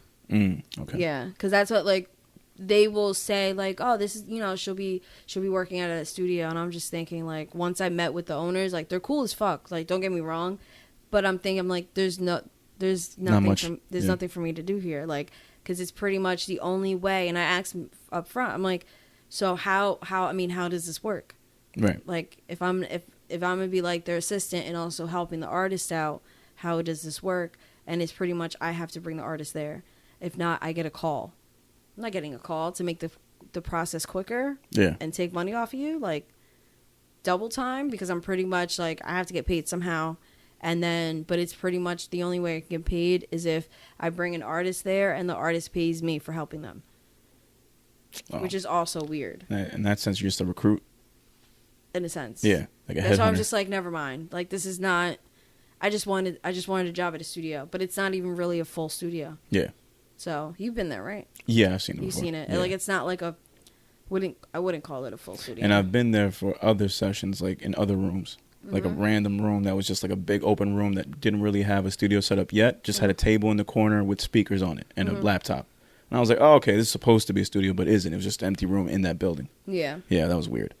But, it was all right. Shit got done. All right. Yeah, and then what else happened to you? No, that was it. Just other than that, fucking snow. Like, that, it's really just been a fucking snow-filled week. Like, the snow really does not want me to be great. Yeah, That's pretty much what was happening. But, and then it happened here, but then getting into the other stuff that we were going to talk about, like, it happened in fucking Texas. Oh, yeah. Like, that shit was fucking wild. So, was that what set off? Yeah, that it started snowing, and then the 18-wheeler, and it was like 100-plus car crash. Yeah, that was the first, The like, wreck. real big incident that happened. Yeah, people just did not know or didn't have a car that was ready for that type of environment. Well, so it slipped. There's no salt. They don't. Well, that too, right? Because they So weren't I ready didn't- for it. Yeah, yeah, I they didn't know weren't that- prepared. No, but like they don't pay taxes. No, something about state taxes. That I don't know about. I just know that. Oh. But you're right that they didn't have any salt. They weren't prepared for what was happening. Yeah, because people were suggesting because there's no like state taxes or whatever. I didn't look into it, but that's what I kept seeing.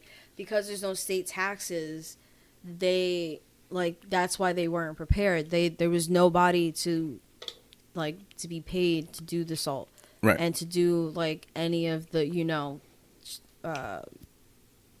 whatever, the snow removal. No, shit. snow removal stuff. Yeah.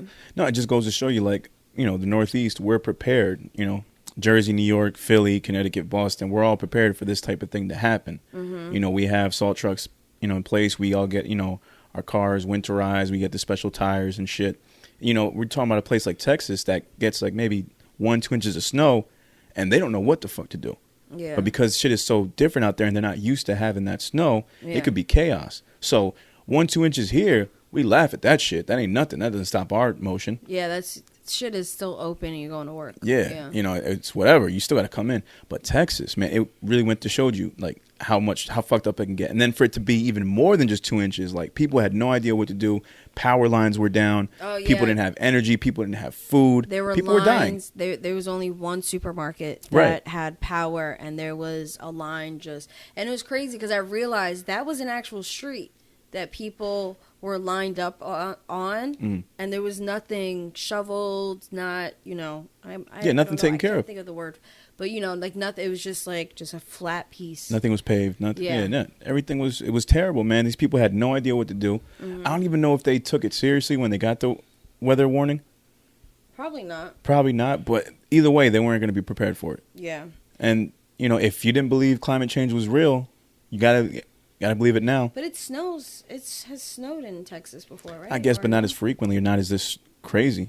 And people are saying that, it's an effect of climate change. True, because we haven't had this bad snow in a long time. Yeah, and it's funny. The one person that did bounce, the politician, Ted Cruz, actually was, someone pulled up an old tweet. Mm-hmm. I didn't write it down here, but they pulled up an old tweet saying that I'll believe climate change is real when Texas freezes over.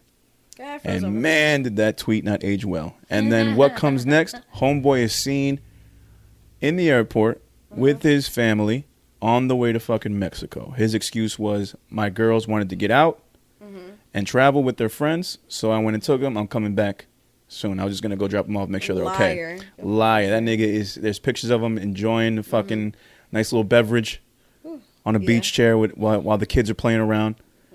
And look, man, I mean, I'm not going to say I don't fault him for it. I think it's really fucked up. You should be there with your people, especially if you're a politician and that's what you are. Family wants to get out. There's not much you can do, but I would say, why not take a private plane? But people, they had reasons against that. But either way, still fucked up to do, and just a bad look. And especially hold on. They should have taken a private plane? If you don't want to get photographed and get ousted, right? You're still gonna be you could still be ousted for taking a private plane. And anything the PJ is more, it makes him look worse. It makes him look worse. Yeah. Agreed. But you wouldn't have gotten the backlash of being seen at the airport. You still would have been seen. He still would have been seen. Maybe, maybe not. I mean, maybe nobody would have known. I think the fact that there were pictures taken of him at the airport, that he was going to Mexico, then that made people that were in Mexico be like, all right, let's be on the lookout for this guy. But maybe if you'd have taken all right. Let's just say. I mean, true. Yeah. I mean, I know what you're saying, but I'm. Okay, never mind. Go ahead. No, but you're right. If you take a PJ, it actually looks kind of worse. It looks a lot. It looks a lot worse. So either way, he wasn't going to win the shit. Yeah, my cousin works at TSA. No, not TSA. A private. I forgot what the fuck he does, but he works for the PJs and shit like that. And you know how many celebrities he sees? Technically, they can't say anything. Right. But they can and they can't. But yeah, no, there's still people that work at these private airports. I probably would take pictures. Fuck yeah, or just release it. Hey, homie is on a private jet leaving Texas right now. Yeah, that'd be fucked up. Either way, it was fucked up, man. And then it's crazier when you got Ocasio-Cortez, AOC. She's actually helping the people of Texas. Oh, yeah. Yeah, her being a Democrat and her being, so hated by the other side. For her to be helping out those people when Ted Cruz isn't, man, it's been a shitty week for homeboy. That's for damn sure. Is she Spanish? Yeah. Okay, I didn't know if I heard Spanish last name or not. Yeah, Ocasio-Cortez. Okay. AOC. So, yeah. Yeah, so a crazy Ted Cruz, but fuck that guy. That's pretty funny. Yeah. All right, and we back. Lyrical Fix, episode 77 with your host, Kid Pro. Shut up. You already know what the fuck it is. Now, we don't have a name for the segment, but we are going to do a rundown of what's been going on in the news inside and outside of hip-hop. And again, we don't have all the facts, but we do have the headlines, and we're just going to create our own narrative. Was it Quickfire? Oh, yeah, in a sense, I guess, yeah. The Quickfire. Fuck it. So we do have a segment. Mm-hmm. The Quickfire. I always thought that was You're a right. segment. Yeah. You're absolutely right. Okay, so the Quickfire it is. So we're back to our Quickfire segment. All right. So we already mentioned before the snow in Texas and Ted Cruz bouncing like a motherfucking pussy. Yeah. Fuck him. I hope Texas does not vote him back in whenever the next election is. Yeah. I'm sure you guys can do much, much better. Even though you are Texans, but whatever. Y'all figured out.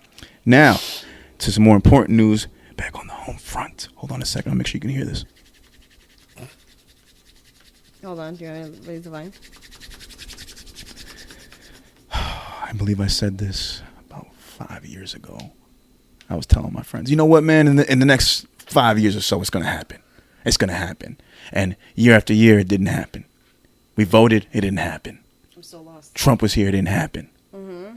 Then this past election, I went to go vote, and I saw that first question 1 on the ballot. Mm-hmm. And you were a motherfucking bitch if you answered no. But all the cool kids, they answered yeah. Everybody did. And guess what happened? Mm-hmm. It came true. And then this past week, got the announcement. The perverted looking Governor Murphy, that awful, ugly, clown-like smile of his, officially legalized marijuana in New Jersey. Let's hear it. Wait, hold on. I wasn't ready. I wasn't ready. Okay. All right. Governor Murphy, you diabolical. What? All right. Jeez, I was late as hell. Okay, but It wasn't working. marijuana is officially recreational, officially legalized in the state of New Jersey. Now, I don't know when this goes into effect officially. Mm-hmm. What I did read is that you can have up to 6 ounces on your person, as long as you don't look like you're. I know it's a lot. As long as you don't look like you're distributing or selling, you should be fine. So if you have it in one big bag, you should be okay, or 6 other bags, 6 separate bags. I don't know. 6 ounces. 6 ounces, up to 6 ounces, you won't get caught. That's some wild You're shit. definitely selling. Yeah, or you could just be buying in bulk. You could be. You're definitely selling. Probably. Yeah, Chances are. But no, I think this is fucking cool. I mean, it's smart not to do a pound. So right. Yeah. I mean, but this has been a long time coming. We've been waiting forever to see when this was going to be official, because we thought, once Biden got sworn in, that it would take effect, but that was not the case. It took some more, dealings behind the doors at the whatever New Jersey Capitol. I don't fucking know. Again, we don't know the fucking facts, but it's done. It's good. I'm sure at some point I'll look up the news and I'll see what's officially official, what can be done, what can't be done. But yeah, man, if you apply it in New Jersey, or if you just support, legalization of marijuana for its medical benefits and for everything it does for people mentally, to help with anxiety and stress and all that stuff, it is a big win. You know what I mean? And I can only see, our economy, boosting over here. I mean, you've heard about what it's been like in Denver and Vegas and in California. So, and, once you see all the big money come up here, it's only a matter of time before New York follows suit, which is kind of obvious at this point. It's going to happen in Jersey. It's definitely going to happen in New York. It's definitely going to happen. And then pretty soon it's going to be the rest of the Northeast. And then before you know it, middle of the country. And then once that happens, we're going to be a weed-friendly country. And then who knows what will happen from there. Who knows? Yeah. I've heard all the pros and cons of this, about how this might take away from the quality and the price might go up and all that shit. But it's definitely going to take from the quality. Yeah. But at the same time, it's nice that it's legal. Some good shit from the dispensary. So. Yeah, you just have to know where to go to get the good stuff. Yeah. I think. But all in all, do you see this as a win or a loss for Jersey? It's a win. It's a win, for sure. It's a win, especially when you have what Jay-Z's doing, like Monogram. Roc Nation and Monogram, but what they partnered up with. I already forgot. I know we reported it like a little while ago. But like when they're doing kind of, I guess, like the grants or scholarships or whatever like that. Yeah. For not really scholarships, grants for minority owners. Yeah. Yeah. So I think that'll be good if it was able to be applied to. Yeah, and benefit them. Jersey. Yeah. Yeah, because Jersey is such a big business state, so yeah, it's a little tough. I got a friend that mentioned before on the pod that went to Cali to go to like weed school and just learn the trade, learn all about buds and the growing, cultivation, all that. And the plan was, he knew that sooner or later it was going to be legalized here in Jersey, and by the time it did, he'd have his certifications. He could move back out here and try to start a business. Yeah. So I mean, we'll see how easy it is for him to get back. Once that happens, I wish him all the best of luck. Hopefully I can help out in that in some way, man, just because I've seen how hard he's worked and he's put in the work to just learn everything. So he's one of those people that this grant would be great for. I think it's a good business only if it's handled right. Yeah, not just that, but like only if, I don't know why there's static. Oh, that's what it is? I've been thinking it's static. I was trying it out. I wasn't sure it was me, and I was like... No, it was the vape. You're doing it on purpose. No, it was that time. Just Damn, I don't know what I was saying. Oh, not if it's handled right, but just being cautious because like corporations corporations will take There you over. go. Yeah, Can't the last thing I want to see, I remember seeing it in a fucking IG post, Marlboro cigarettes, but instead of that like classic red logo, it's a weed leaf, and then it's like it open and you just have little roll-ups that look like Marlboro cigarettes. Yeah. No, I don't want to see weed sell out. You know what I mean? It will. I guess it's supposed to. It kind of has to. I mean, California kind of has in a sense. In a sense, with the fancy packaging and all that shit. Definitely, yeah. It's a way to market it. But then you also see like street dealers market. I don't want to deal with that. I don't want to deal with that. No, not at all. Family drama. Anyway, street marketers. Yeah, street marketers. Like you see the game kind of level up. Like certain players leveling up. Whether it's where they're getting it from, if they're growing it themselves. I know somebody who's growing it out in Pennsylvania. Right. The fucking sticks he's growing it out in. And he's like making sure like the shit is pretty as fuck. Right. Crystallized and everything. It's really good. It's pretty.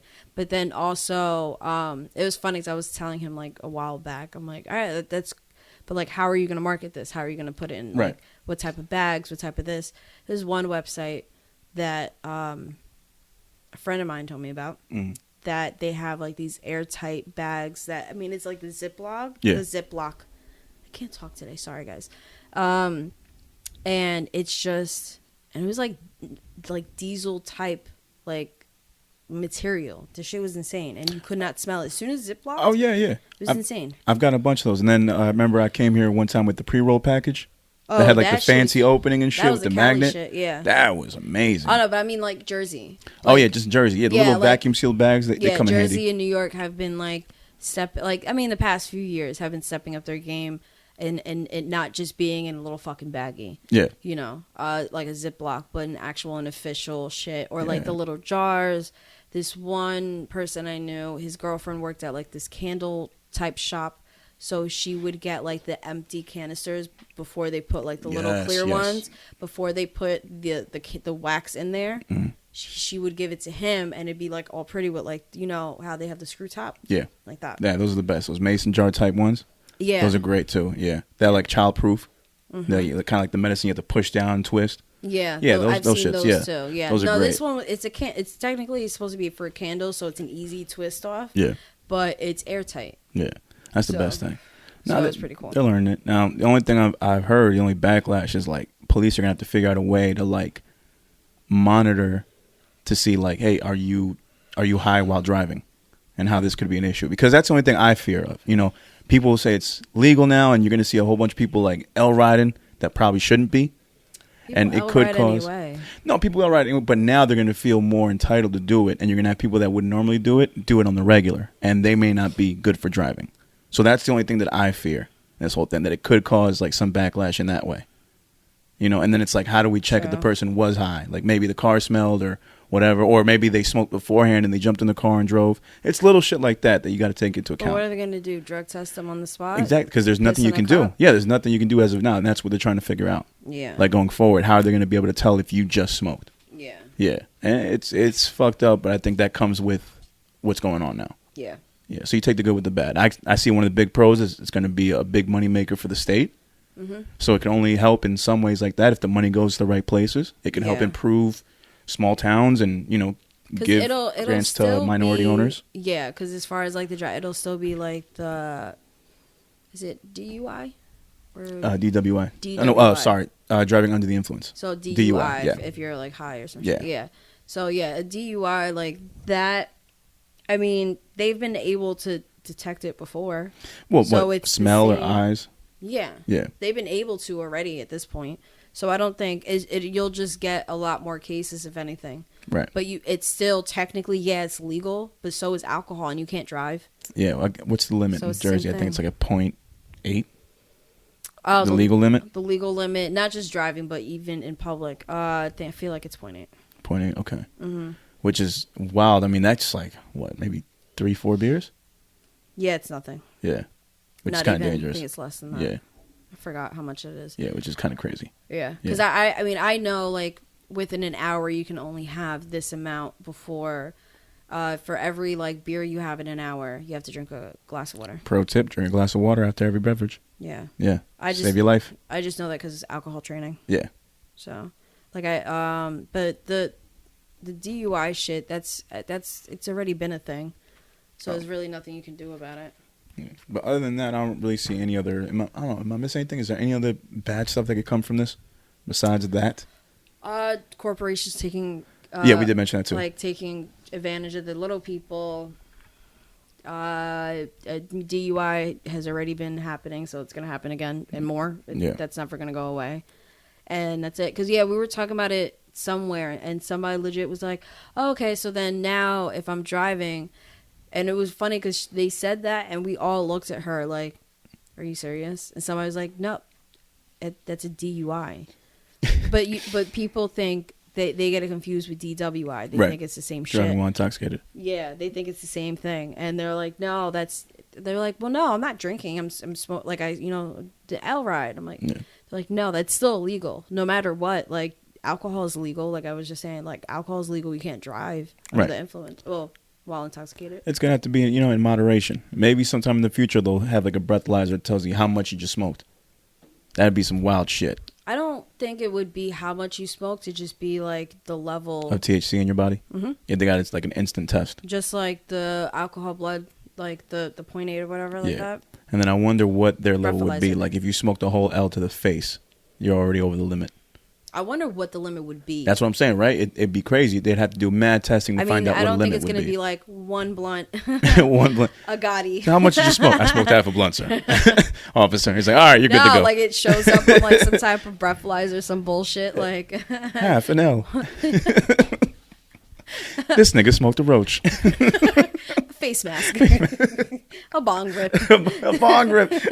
It just pops up. 2 bong rips. How much did you smoke? Because that'll be the question. How much did you smoke? Imagine it's just a picture of like a bong or like a J or some shit like that. And somebody's like, no, that looks like a cigarette, sir. Yeah, I had a cigarette. I'm not going to lie to you, officer. I took a face mask hit before I got out here.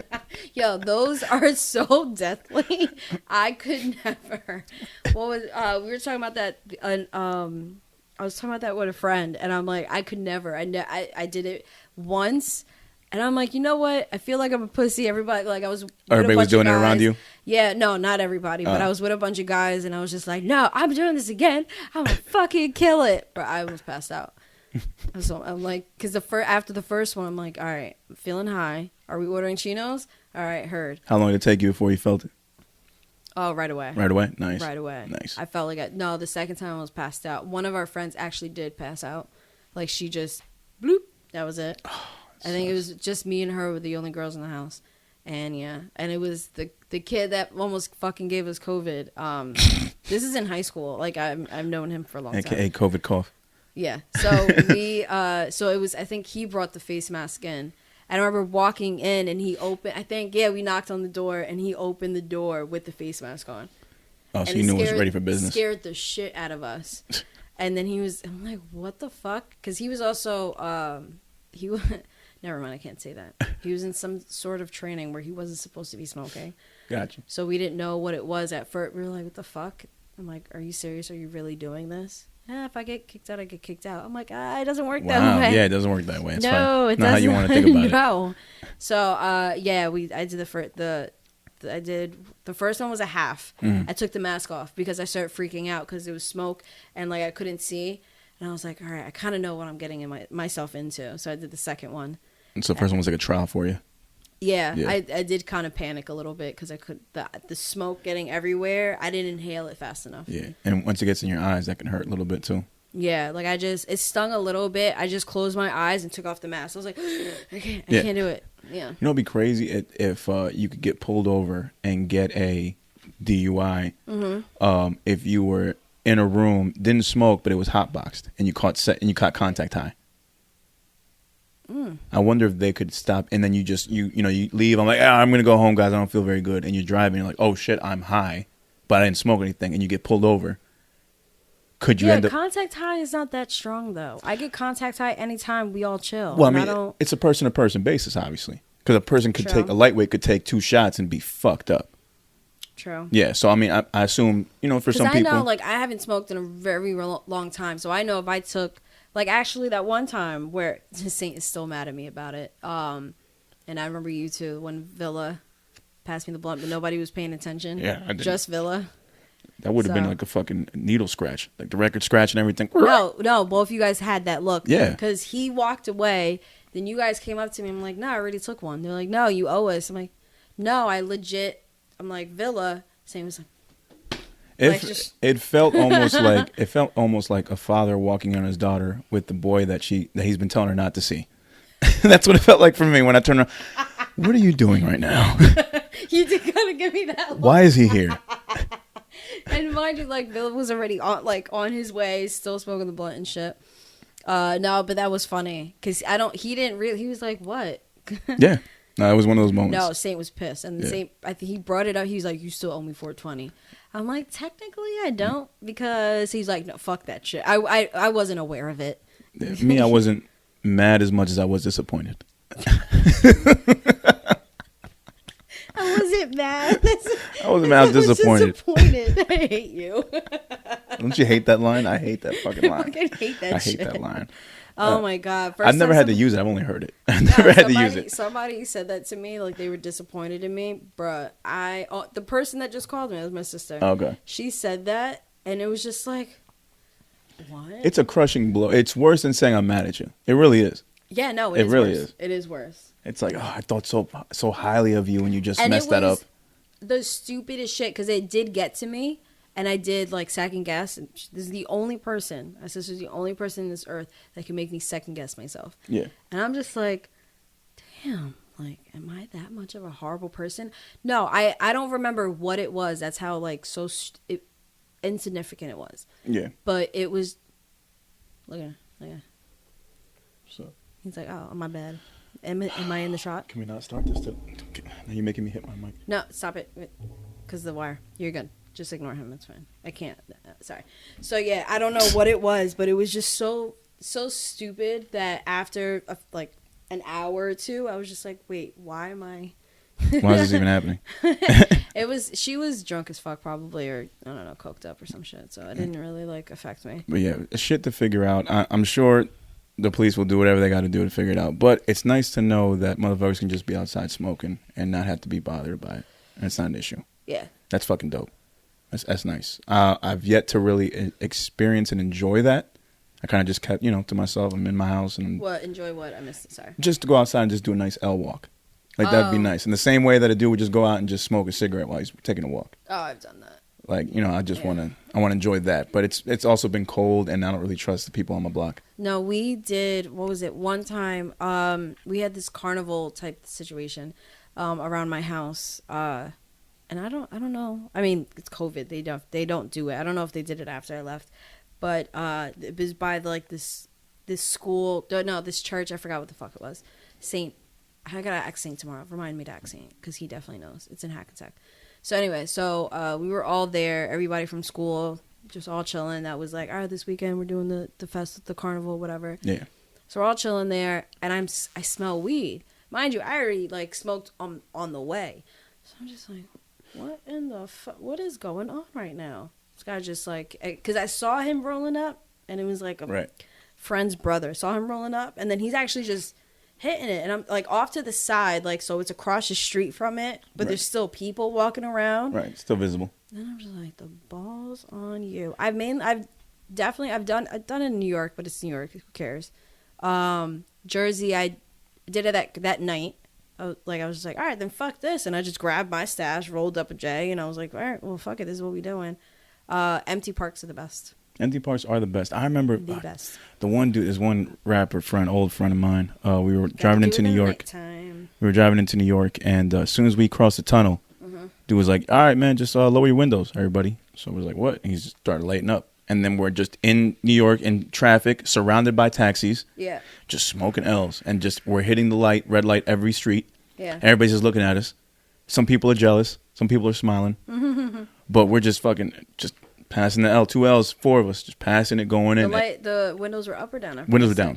Windows were down because he didn't want to risk anything because there was cops right when you get to the tunnel. As soon as we got out, it's like, we're in traffic. What the fuck are they gonna do? Yeah, like they're not gonna stop traffic and pull us over. So and then we get out, and it was my first official time like walking the streets of New York, just smoking, like out in the open, cars passing us by, like fucking cop cars passing by, not saying shit, not bothering us. And this is when I guess it was okay in New York to smoke, or I guess it wasn't, but it's like no one's gonna bother you. Yeah, some places in Jersey won't bother you. Yeah, it depends. It really depends on the area. We got some Karens around now. See, and that's what it is. Ooh, what's up? Ooh, so I have this new drink. It's not like a real drink. Okay. There was this table was drinking it, and it was funny to me because they usually used to get what's Angry Moon, so it's Angry Orchard and Blue Moon mixed together, half and half. And then they were like, no, we want to try something new. Friend told us about it, so it's Allagash White. I don't know if you ever heard of Allagash. I've heard of Allagash, yeah. So it's Allagash White with Angry Moon. So I give them, and I'm just standing there, and I'm just like, I'm waiting for the beers to come out, and I'm by the bar. I'm like, what can I call that? I was like, Angry. I was like, because it's Moon? Angry Moon. No, I was like, no, because Moon is Blue Moon. I was like, there's no Blue Moon in this. Angry I was like, White. I guess Angry White. I was like, Karen. I was like, Karen. Very dope. No, but it's funny. I'm thinking all of this, and I yelled at Karen. And then I don't know who it was. Somebody's like, what, is there a white lady around yelling? I'm like, no. I was like, I thought of a name for a drink. And then it was funny because the next day, I tell the manager, I was like, do you want to try a Karen? He was like, do I want to, what? I'm like, no, it's Angry Orchard and Allagash White. He's like, Angry White Karen. He was like, that's and no, it's pretty good. It is a little sweet because of the angry. And he was like, I don't really like sweet because we tried it out, like a little sample. But it was pretty good. Well, what's better for a sour-ass Karen than something sweet? Exactly. Ooh. Oh, look at you. That's a genius idea. That's good. I told Remy, and Remy just looked at me. He's like, "You're stupid." I'm like, patent pending by Lyrical Fix. No, but now I'm like, but those are not something. Allagash is not something you find at a bar, like most bars. Oh, you can't just ask, like, give me an Allagash White and sometimes mix it with some Angry Orchard? It depends. Like, I mean, the bar that I go to, they don't have Allagash White or Angry Orchard, so I'm just so pissed. The only person that's going to ask for an Allagash White is going to be a white person anyway. And if you don't have it, they're going to get angry. Most of the time, I've had some minorities order it, but it's mostly white people. What do you mean there's no Allagash? And it is pretty good. Allagash is actually really good. That was the first time I tried it. But it's a word that a lot of minorities wouldn't even know off the top of their head. Let me get an Allagash. There's different. They've ordered it. Very rare then. It is rare. It's very rare. It's very rare. But most of the time they go for Henny anyway. And Angry White is not rare. No, that's not at all. No, that is not. So I'm just I was just at the liquor store. Maybe I'll grab like a 6-pack of each, and I'll and try it next time. I'll be down to try Karen tomorrow. I'm down for Karen. Oh, that's right. Yeah, tomorrow. I'll make some Karens. Make some Karens. All right, so that's it. So, any last thoughts on New Jersey officially legalizing recreational weed? Nope. We have 5 minutes, by the way. All right. Let's do quick because this next topic will only be 5 minutes long. That's all I care for. Probably less. Your homie. Your main man's. What was I gonna play something or no? Not yet. That's fine. So your man's Danny Garcia. Danny. You know what I mean? Otherwise known as Seis Nueve. I don't know if I like any Dannys. It's like, I mean, there's a couple at work actually. There's the boxer. Actually, I think. Oh, I don't know the dude's last name, but Danny Garcia is an actual boxer. No, that's actually that's a boxer. No, I mean like personally. Oh, okay, I got you. No, if I'm close to any. But what the fuck is his last name? I don't even know. But either way, there's the dude. A Dan at work. The bartender, 69. That bartender, he's Dan. Yeah, okay. He's pretty cool. So, I was like, do I know any Dan? This one. Yeah, God. Confronted Philly rapper Meek Mill. Yeah. Outside of a club recently. There's only a little bit of footage, but actually 6ix9ine recorded his footage. Meek recorded his footage, and there was just bouncers in between them. Yeah, we lazily covered this last episode. Just skip last episode. It was horrible anyway. Oh, yeah. Oh, we did fucking cover this. Oh, never mind. We can skip it. Oh, man. I mean, no, we didn't really get into it, but I mean, no. I mean, we can skip it. Well, the only thing I would say is that this is just, if you're a rapper, if you're a big-time rapper and you experience this type of shit, this is one of those situations where you should just walk away. You don't need to prove you're tough here. You don't need to prove that you're a bigger man than him. Actually, just be the bigger person and leave. If I'm Meek and I see that shit, I'm going the other way or telling my security, yo, please.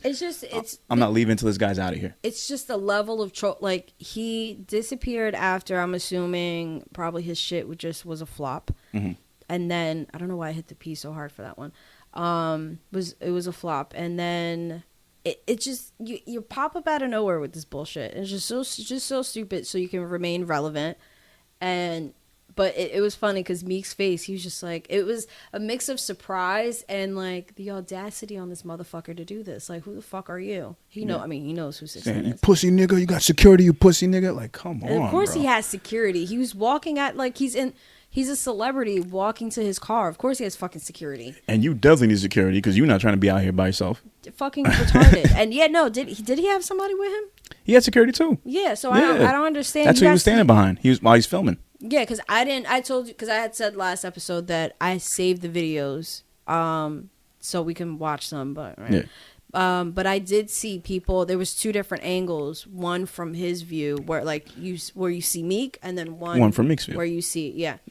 And I definitely saw people behind him, but I wasn't sure if that was like Meek's security trying to. He was standing behind him and yelling at him. You know what I feel really bad for in this situation? What? The security teams, because you got to imagine that it's probably a small circle. They all know each other. They probably did dish and dirt about each artist and stuff, and they're probably text each other like afterwards, like, man, can you believe this shit? He's like, I know, bro, this is corny as fuck. These niggas is mad corny. I'm tired of this 6ix9ine nigga. Like the 6ix9ine security team, I don't know what they're getting paid. I don't even know if they like their job.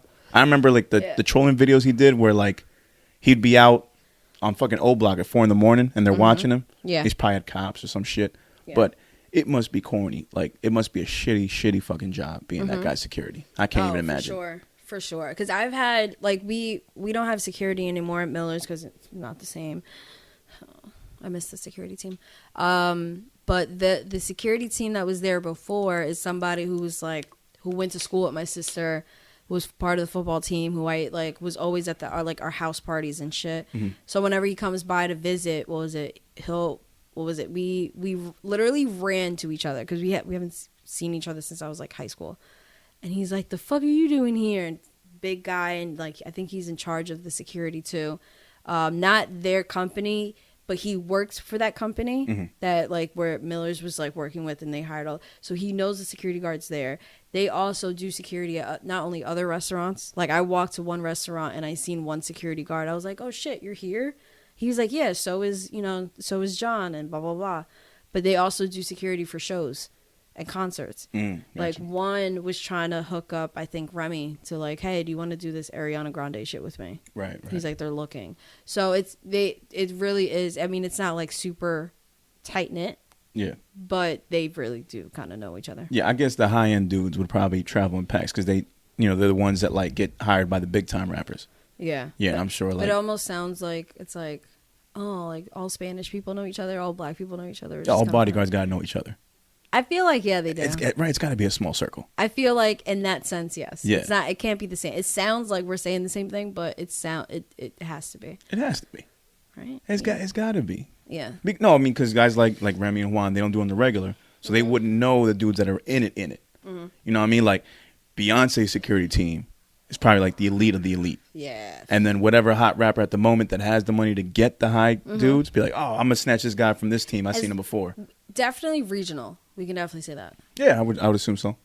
Yeah. Sometimes, some dudes just grab their mans off the block. That's really tough. But sometimes that may not be the best idea. Because it ends up being like their entourage, somebody in their entourage will just like do security or some shit. And I've heard too many stories. I don't think I would hire anybody personally to do that for me. I think I would go professional.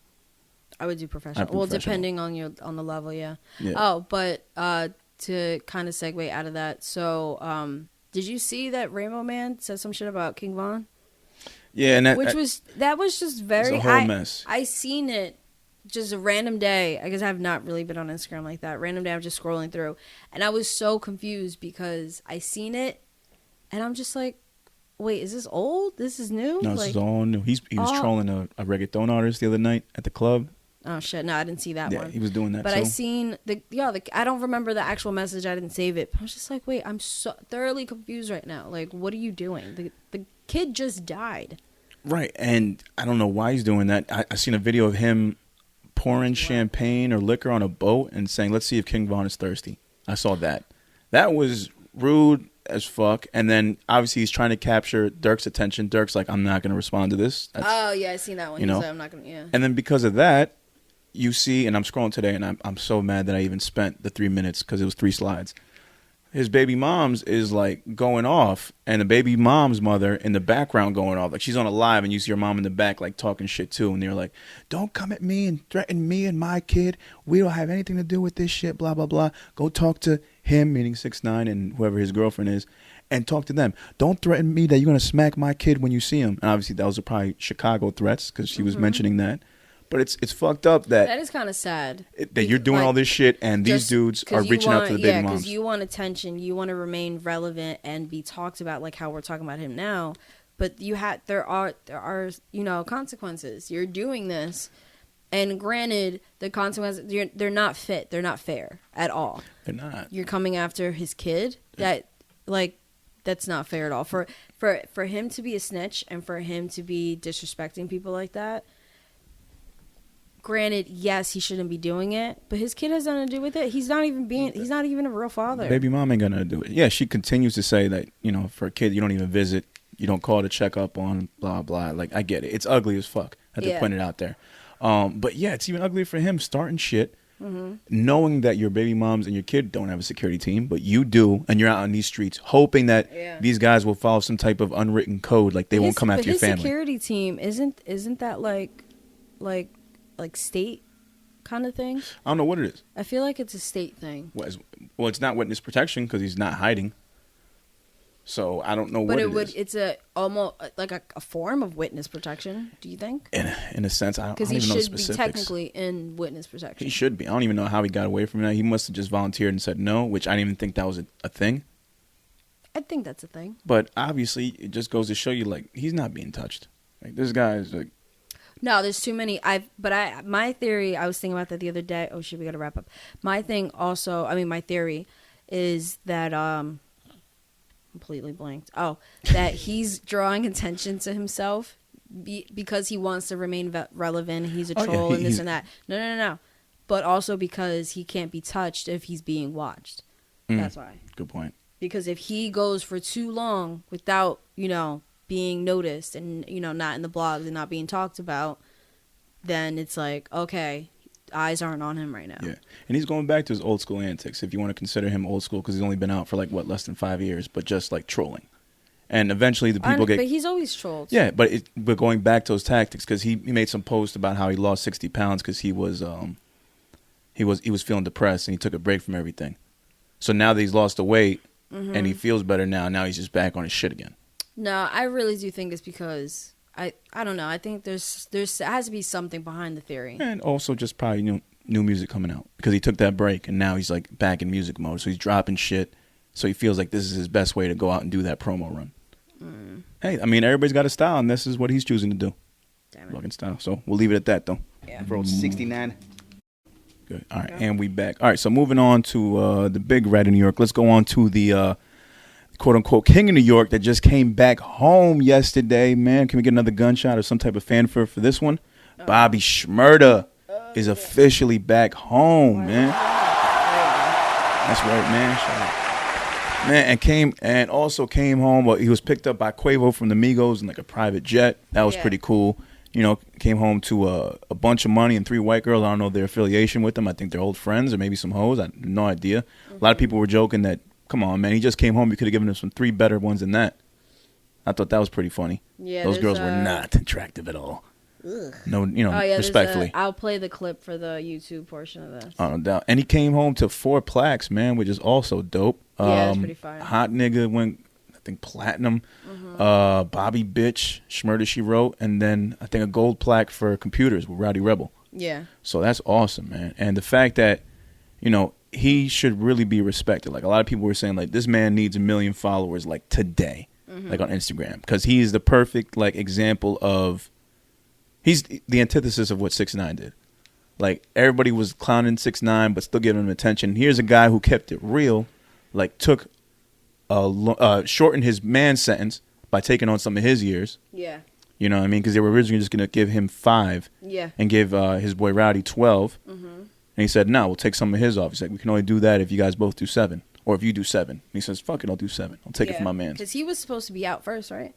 I believe so, but then, I don't know, but somehow Rowdy ended up with 12. And that's how he helped him out. I think so, yeah. Yeah, so Rowdy came out first. Shout out to Rowdy Rebel. And then and Shmurda came out this past week, man. So it's been... They've been saying that Bobby was supposed to come out for forever. Oh, for a minute. Yeah, like Christmas time they said he was going to come out too. No, but then Christmas time, like that was the most recent. And then besides this one, we actually came out. And then Rowdy came out. Yeah, man. So it's been awesome, man. And, you know, I saw the videos, like him talking to his mom. I think that was the first video that popped out. And then him being seen with Quavo, Karen Civil, like making their moves. Yeah, and then Quavo wrote, did 6 and didn't switch. Welcome home. Right, did 6, didn't switch. That's what's up. Yeah, man. And then I found the footage of them because I was like, I was questioning. I'm like, I didn't even know they knew each other. Mm-hmm. And then I saw like old videos of Bobby hanging out with the Migos. Yeah, they. So let me see. It says Bobby and Quavo's friendship goes back to when both their careers were taking off at the same time in 2014. There you go. They would often hang out together with their crews and even revealed they were working on a collaborative mixtape called Shmigo Gang. Shmigo Gang. And to be honest with you, when I hear Bobby's music and Migos music, it kind of makes sense. It does, yeah. I can see them working together doing a joint project. So maybe this happens now. You know, I think the only thing really Bobby needs, he just needs a hit. And I'm sure he's had time to think it over. I'm sure he's had beat packs sent to him. Yeah. So he's definitely got something in the tuck.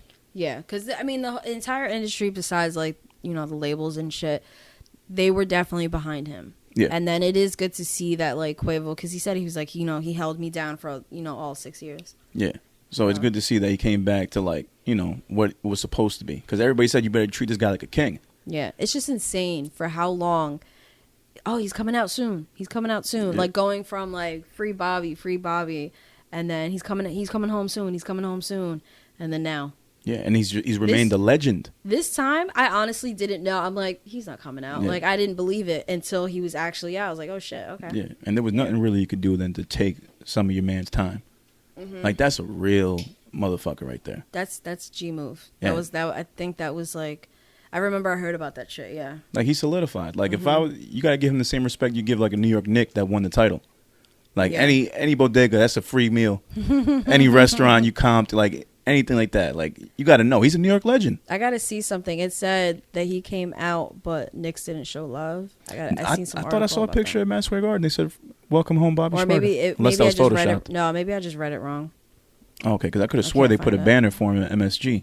Welcoming home. Then maybe they did, and I just didn't notice. Oh, okay. I can't find it. But then again, that could also be Photoshop, so I don't take that unless I see it. Oh shit! Oh, West Side Gun just had a kid. That's cute. West Side. Oh, okay, but yeah, anything else? Boop, boop, boop, boop, boop. Oh, Tiger Woods got in a solo single car accident. It's funny because I was hearing some sports report about it. The cast of Grownish, do you know that show?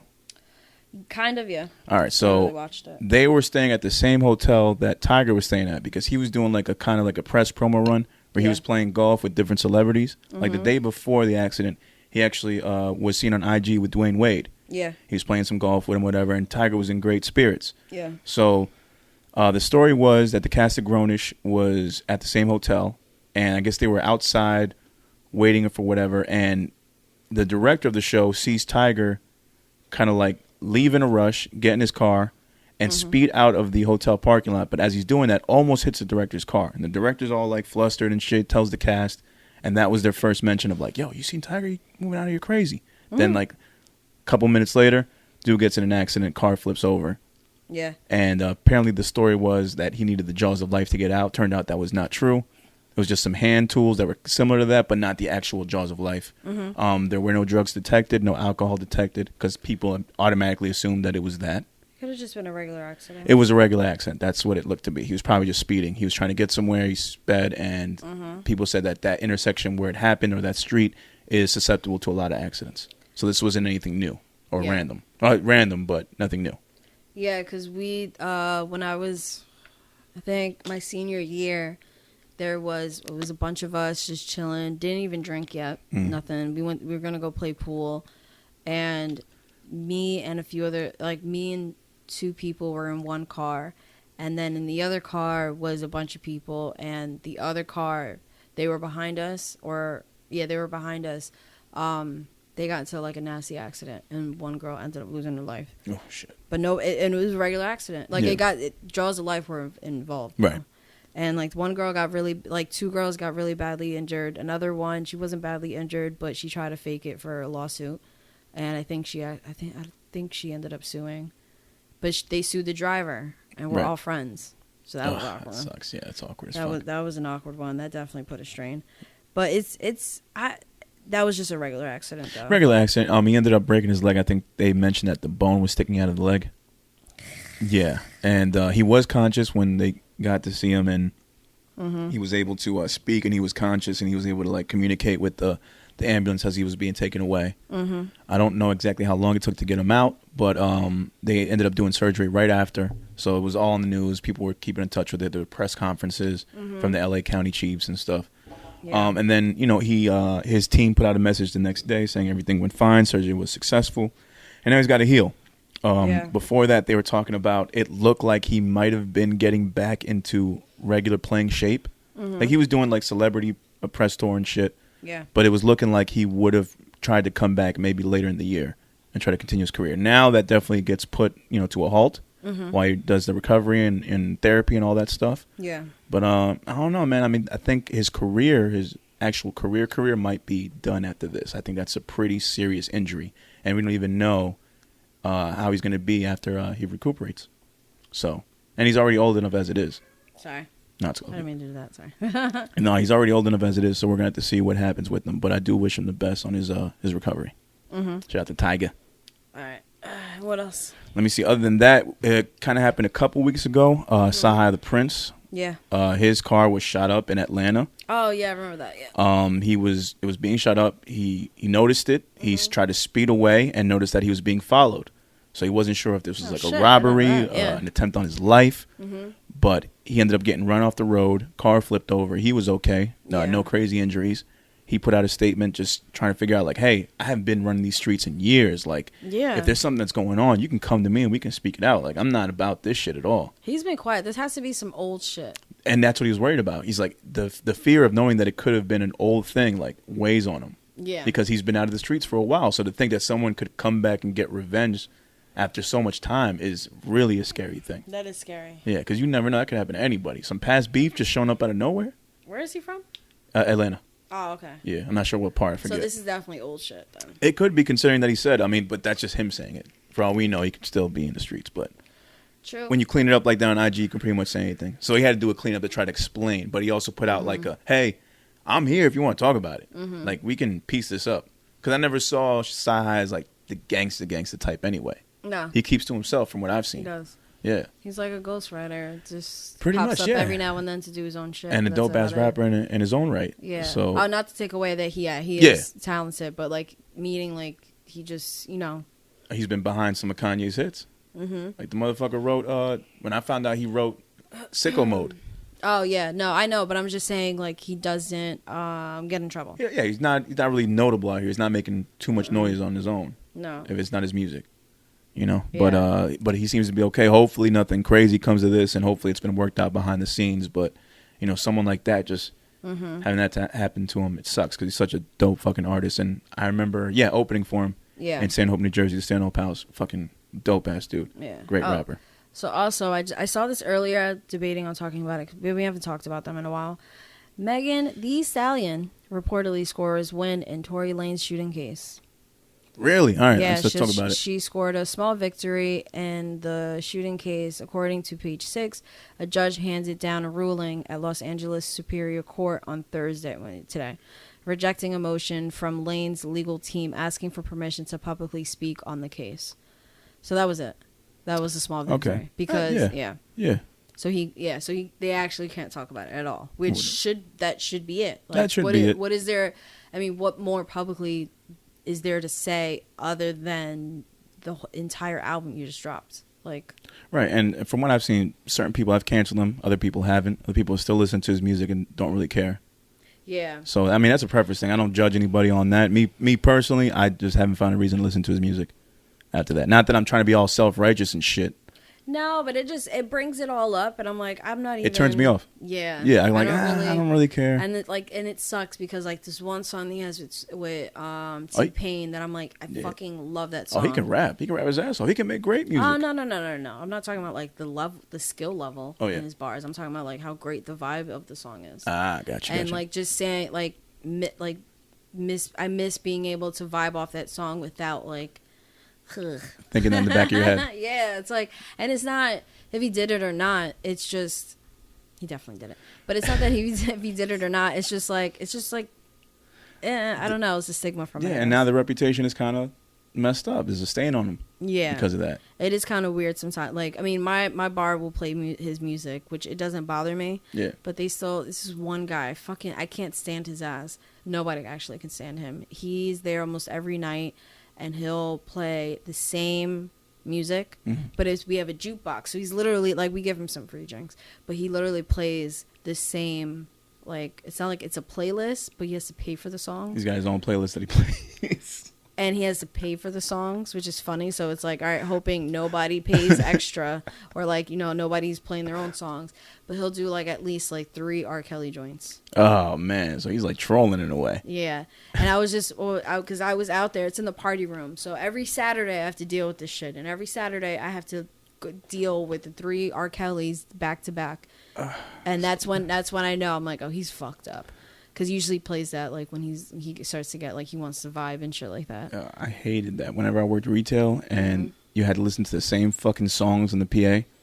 Yeah. Oh, that was the worst. And this is Christmas somebody time choosing. Came. This is somebody choosing the song. This isn't the corporation choosing what Christmas songs you should listen to because I hated having to hear Mariah Carey's voice 20 times a day. This is somebody paying the same to listen to the songs, same playlist. Which I don't know. It's not a playlist. No, that he's making himself. Yeah. It's literally like it's a jukebox. His Miller's jukebox playlist. Bruh, I at this point I'm convinced it like he has a playlist. But like I know how it works because I have the app on my phone. Like when I go to bars, I'll like pay for songs. But like it's just wild to me how this man plays the same continues to do this fucking shit. And it's like the R. Kelly thing is where I draw the line. I don't want to hear it. I'm not. One person next to me started two-stepping and was like, "Oh my god, what the fuck am I doing?" Like we're at the system like putting in orders, and I didn't notice he started dancing. I'm just trying to like zone out the song. Like I got creeped out at the moment I heard R. Kelly's voice, and he started like two-stepping. He was like, "Oh my god, what the fuck am I doing?" He's like, he's like, "I can't." I'm like, it's okay. It's okay. I'm like, it's okay. It doesn't mean that you like little girls. It's okay. It's okay. It was like, I know it's gross, but it's okay, I guess. Oh, speaking of Kells, well, not really Kells. I'm not sure we talked about this last episode, but kind of reminded me of him. Dave Chappelle. Yeah. Chappelle show back on. Yeah, we talked about it. We did talk about that. Okay. Yeah, just Chappelle and R. Kelly will always be linked to me. Like, linked together to me. Because of that. Yeah, because of that. Pee on you. Yeah, exactly. Pee on you, exactly. Drip, drip, drip. Drip, drip, drip. Pee on you. With the gallon and shit, just. The one thing I remember is they had that fucking video model, Vita Guerra, and she had her face in the toilet seat. Yeah. I just remember that part. I'm like, oh, why do they have her? Yeah. Yeah. I think that was either both or just one of my brother's favorite, like one of their favorites. Oh my god, Vita Guerra was like everybody's favorite at one point. Yeah. And it was funny because somebody had, like, it was my guy friends, they had her picture or whatever, and I knew. I was like, is that Vita? They're like, how do you know Vita? I'm like, I have brothers and cousins. Yeah. Like, what do you mean? Was at a time where like video vixens were there weren't too many, so you kind of knew their names. Yeah. Yeah. Now it's just like because back that they were like already legends. Yeah. So they were legends in a short amount of time. Oh. And then all the guys just wanted to smash them and jerked off to them. So they were just everywhere. Yeah. And there was those runs, those couple of years where they had King Magazine, Dime Magazine, and they'd have all those video vixens on the cover. Yeah. Rosa Acosta. Oh yeah, she's bad. She looks weird now. I don't know if it's just me. Yeah, not to get into it, but yeah, I feel you. Right? I've seen it before. I think it's just, girls get working done. Yeah. Yeah, I think that's what it is. And no judgments. It's just, but I can tell, like, yeah, you look kind of different. Yeah, like she doesn't look horrible. I think she still looks, like, she's bad, but yeah, like she's still bad. Was, like, she just had a natural beauty to her, kind of like Vita. Like, it was just like right, natural beauty. Yeah, I agree. I wonder how Vita looks today. I'm sure you can find her on IG. Was you about to do that? Let's see how she looks today. A lot of these video vixens have definitely chilled out. And, Yeah. found other passions and projects and stuff, which is dope. There was this one girl. It was like, they very rarely had like the dark skinned girls. Mm. There's this one chick, and damn, I don't remember her name. I feel like it starts with an S. No, I can't remember her name. Never mind. I remember Buffy the Body was big. Buffy. Buffy the Body. Was Buffy dark or no? Yeah, Buffy the Body. So it's Buffy. No, but I heard Buffy doesn't look good anymore. Oh, that's a shame. She had crazy shape back in the day. She was the Body. Found it. Oh, she doesn't look like she had too much work done. Oh, so she has some work done. Not too much though. Look. Let me see this. I don't think she's put this aged. picture up on the screen. I don't think she's aged. She is not aged. She looks incredible. Looks exactly the same. Jesus, yeah. That's from January 27th. All right. Well, damn. Where are you going to be January 27, 2018? No, this year. Stop it. I didn't go that far down. I'm like, that was fast. I just gave you my phone. Yeah. No, but she looks good. If you're doing pictures like this, like, you still got it. Yeah, like, because that doesn't look fake, though. It doesn't. Nah, it's always looked good. Yeah, her ass looks good. Let me see her face. Nah, face looks good. Jesus. Nah, she looks... Yeah. It's weird to see her with dark hair, though, right? Yeah. She had lighter hair before. Yeah, she was she still was looked rocking great. blonde. Let's see Rosa. A video vixen comparison real quick. Like, this girl, man. See, Rosa ended up... Yeah, she got married. Damn. She's bad, but she definitely... She didn't get a lot of work done because, like, that's just her body. Holding that pool stick. You don't play pool. You don't play pool? You don't play pool. You know the first thing about 8-ball. You don't know where the corner pocket is, bitch. You don't know what a scratch is. I almost feel like maybe it's too... No, her ass looks like it's done right there. But, like, it's maybe, like, too much working out where it just... Everything on Rose, it kind of looks, like, extra hard. Does that... Yeah, yeah. Kind of? Absolutely, yeah. Where it gives the fake look, but at the same time, she's kind of had that like, body the shape for a is while. there, but when you touch it, it's hard as shit. It looks... There's just no softness, no firmness to it. No, like, it's too firm. Too firm? Okay. Like, you know what I mean? Gotcha. Like, it's too much. Like, it's... I don't know. Oh, firm was probably the wrong word I was using. Yeah. But everything just looks... I think I know what you were trying to say. Looks hard, pause. Yeah. Yeah. There you go. We're talking about video vixens. You don't have to... Fair. You're right. You're right. Absolutely right. But, what was I going to say? I don't have anything else, though. That was it. Kanye and Kim getting divorced. I'm surprised it didn't happen sooner. It was a long time coming. I honestly... What was it? I see it. There's hate on both sides, obviously. One person was like, oh, society will blame Kanye after this is her 4th failed marriage. Which isn't... Yeah. But granted, this is her 3rd or... I don't think it's 4th. I think it's her 3rd.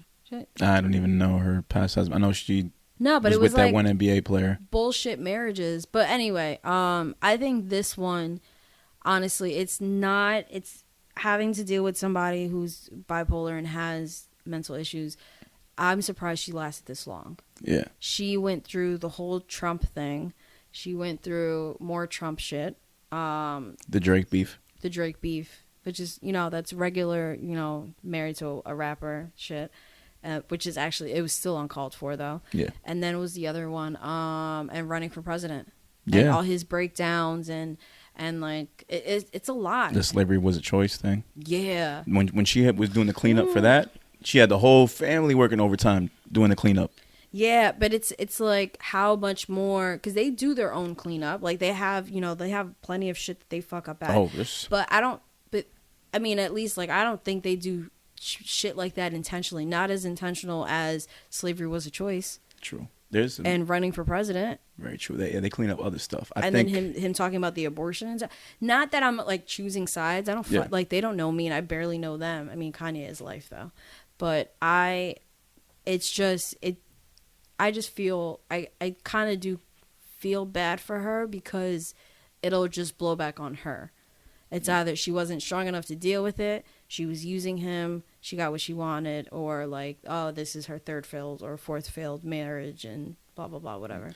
The crazy part about this is that these two, like, the divorce this is a multi-billion-dollar empire that's about to be broken up.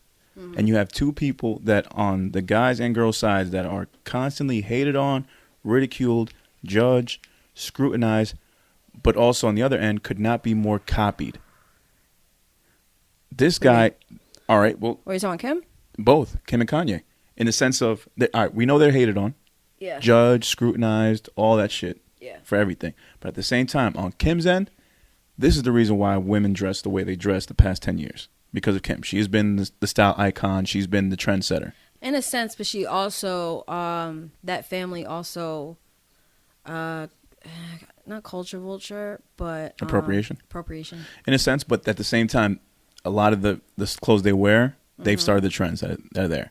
But they're hated on so much. Kanye, his 808s and Heartbreak started the whole new wave of shit. The Drakes, the Cuddies, all that shit. But this guy's hated on immensely. Yeah. So it's like you got both sides of that. And it only made sense that they were a couple. And now for that to break up, it's crazy. You don't know what's going to go on from here. Because honestly, like after, I mean, people, like, you know, reading comments and shit, people did kind of feel for her because of, like, the abortion tweets and shit like that. Yeah, I was uncalled for. Yeah, we talked about that. And I feel like, and, like, now it's, like, just a divorce. It's like, bro, like, do you not remember that? Yeah. Like, you try being married to somebody like that. Yeah, he probably was an asshole behind the scenes. And then, yeah, like, not only try being married to somebody like that, and him put your public out there, I mean, your business out there, but also you guys being public figures. Yeah. And millions of people following you and watching you. Yeah. And wanting to know. So it's just, I'm surprised it didn't happen sooner. That's all I got to say. Word. Yeah. So, I mean, in a situation like this, only people that I really care about is like the well-being of the kids. Because, you know, I'm a kid coming from a divorced family too, so I know exactly how it goes. And you only wish the best for them because they're going to start asking questions, and they're old enough to start asking questions. Some of them, at least. Yeah. So stuff's going to talk, and you know, hopefully, both parents can be there for the children. Hopefully, they can co-parent. That's the best that you can hope out of the situation. Hopefully, it doesn't get too messy. Yeah. Yeah, that would be my final thoughts on that. You got anything else? All right, man. So we did a nice little rundown. All right. I feel like the ripples are weird. All right, and we're back. We were just obsessing over these Amazon TikTok leggings that are out. Yeah. Oh, what a cheat code for the ladies. What a cheat code. Let me tell you, I appreciate it. Respectfully.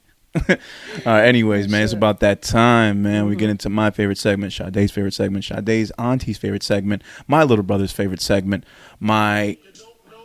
Oh, I didn't know. I thought you were done. I was going to keep pushing. I was going to keep going, like, name random people. My mailman's favorite segment.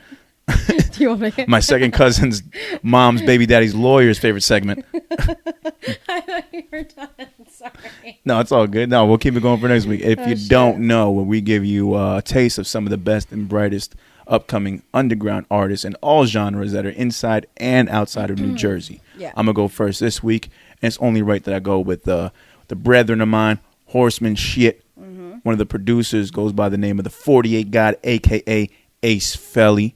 You know what I mean? He recently put out a single.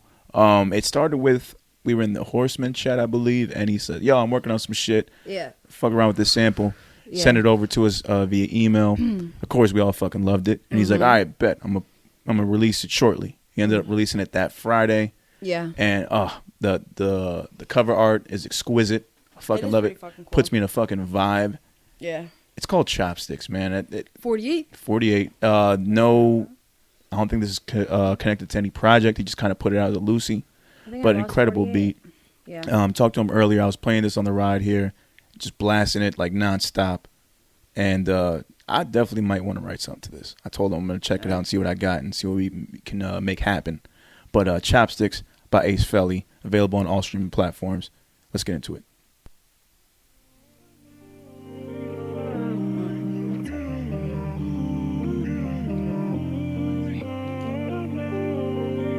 I love how this is the part of the podcast when Joe goes out to smoke a cigarette. I think you can literally hear him getting up and just like, all right, I'll be back. Or you hear him talking in the kitchen? Yeah. Oh, here from the kitchen, yeah. Like, I don't know what the fuck you're doing.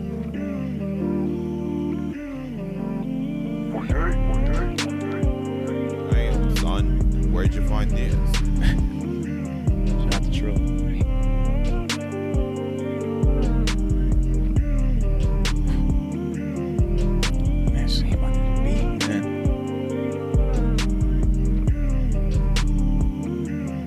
I feel like the sample's saying, give me more.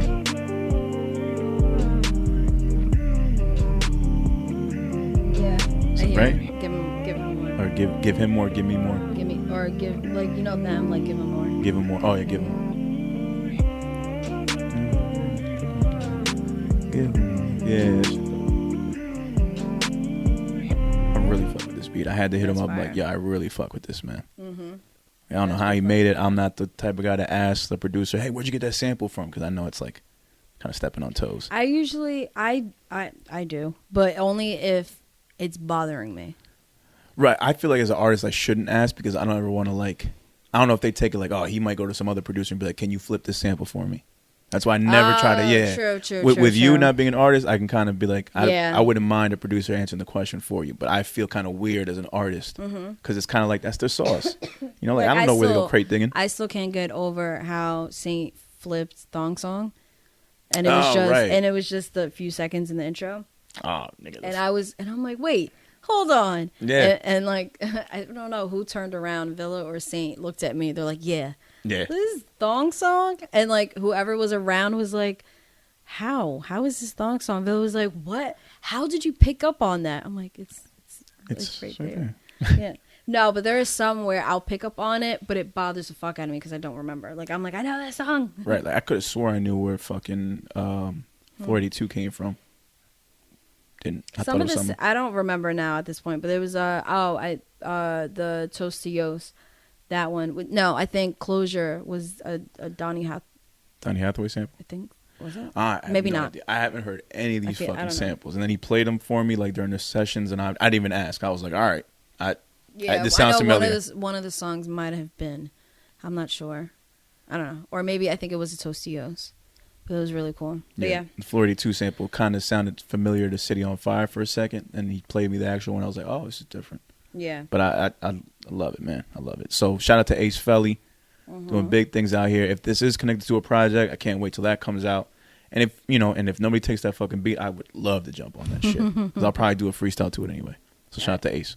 All right, so my If You Don't Know is somebody somebody featuring somebody else. Somebody I've known for actually a long time. I haven't talked to him in a minute. Is somebody who is part of the very first Check It and part of the Cypher, Miss Diva. It's a guy, but I called him Diva during the photo shoot because he knew his angles. He was on it. Okay. He was like, all right, I think I'm going to try some without the vest.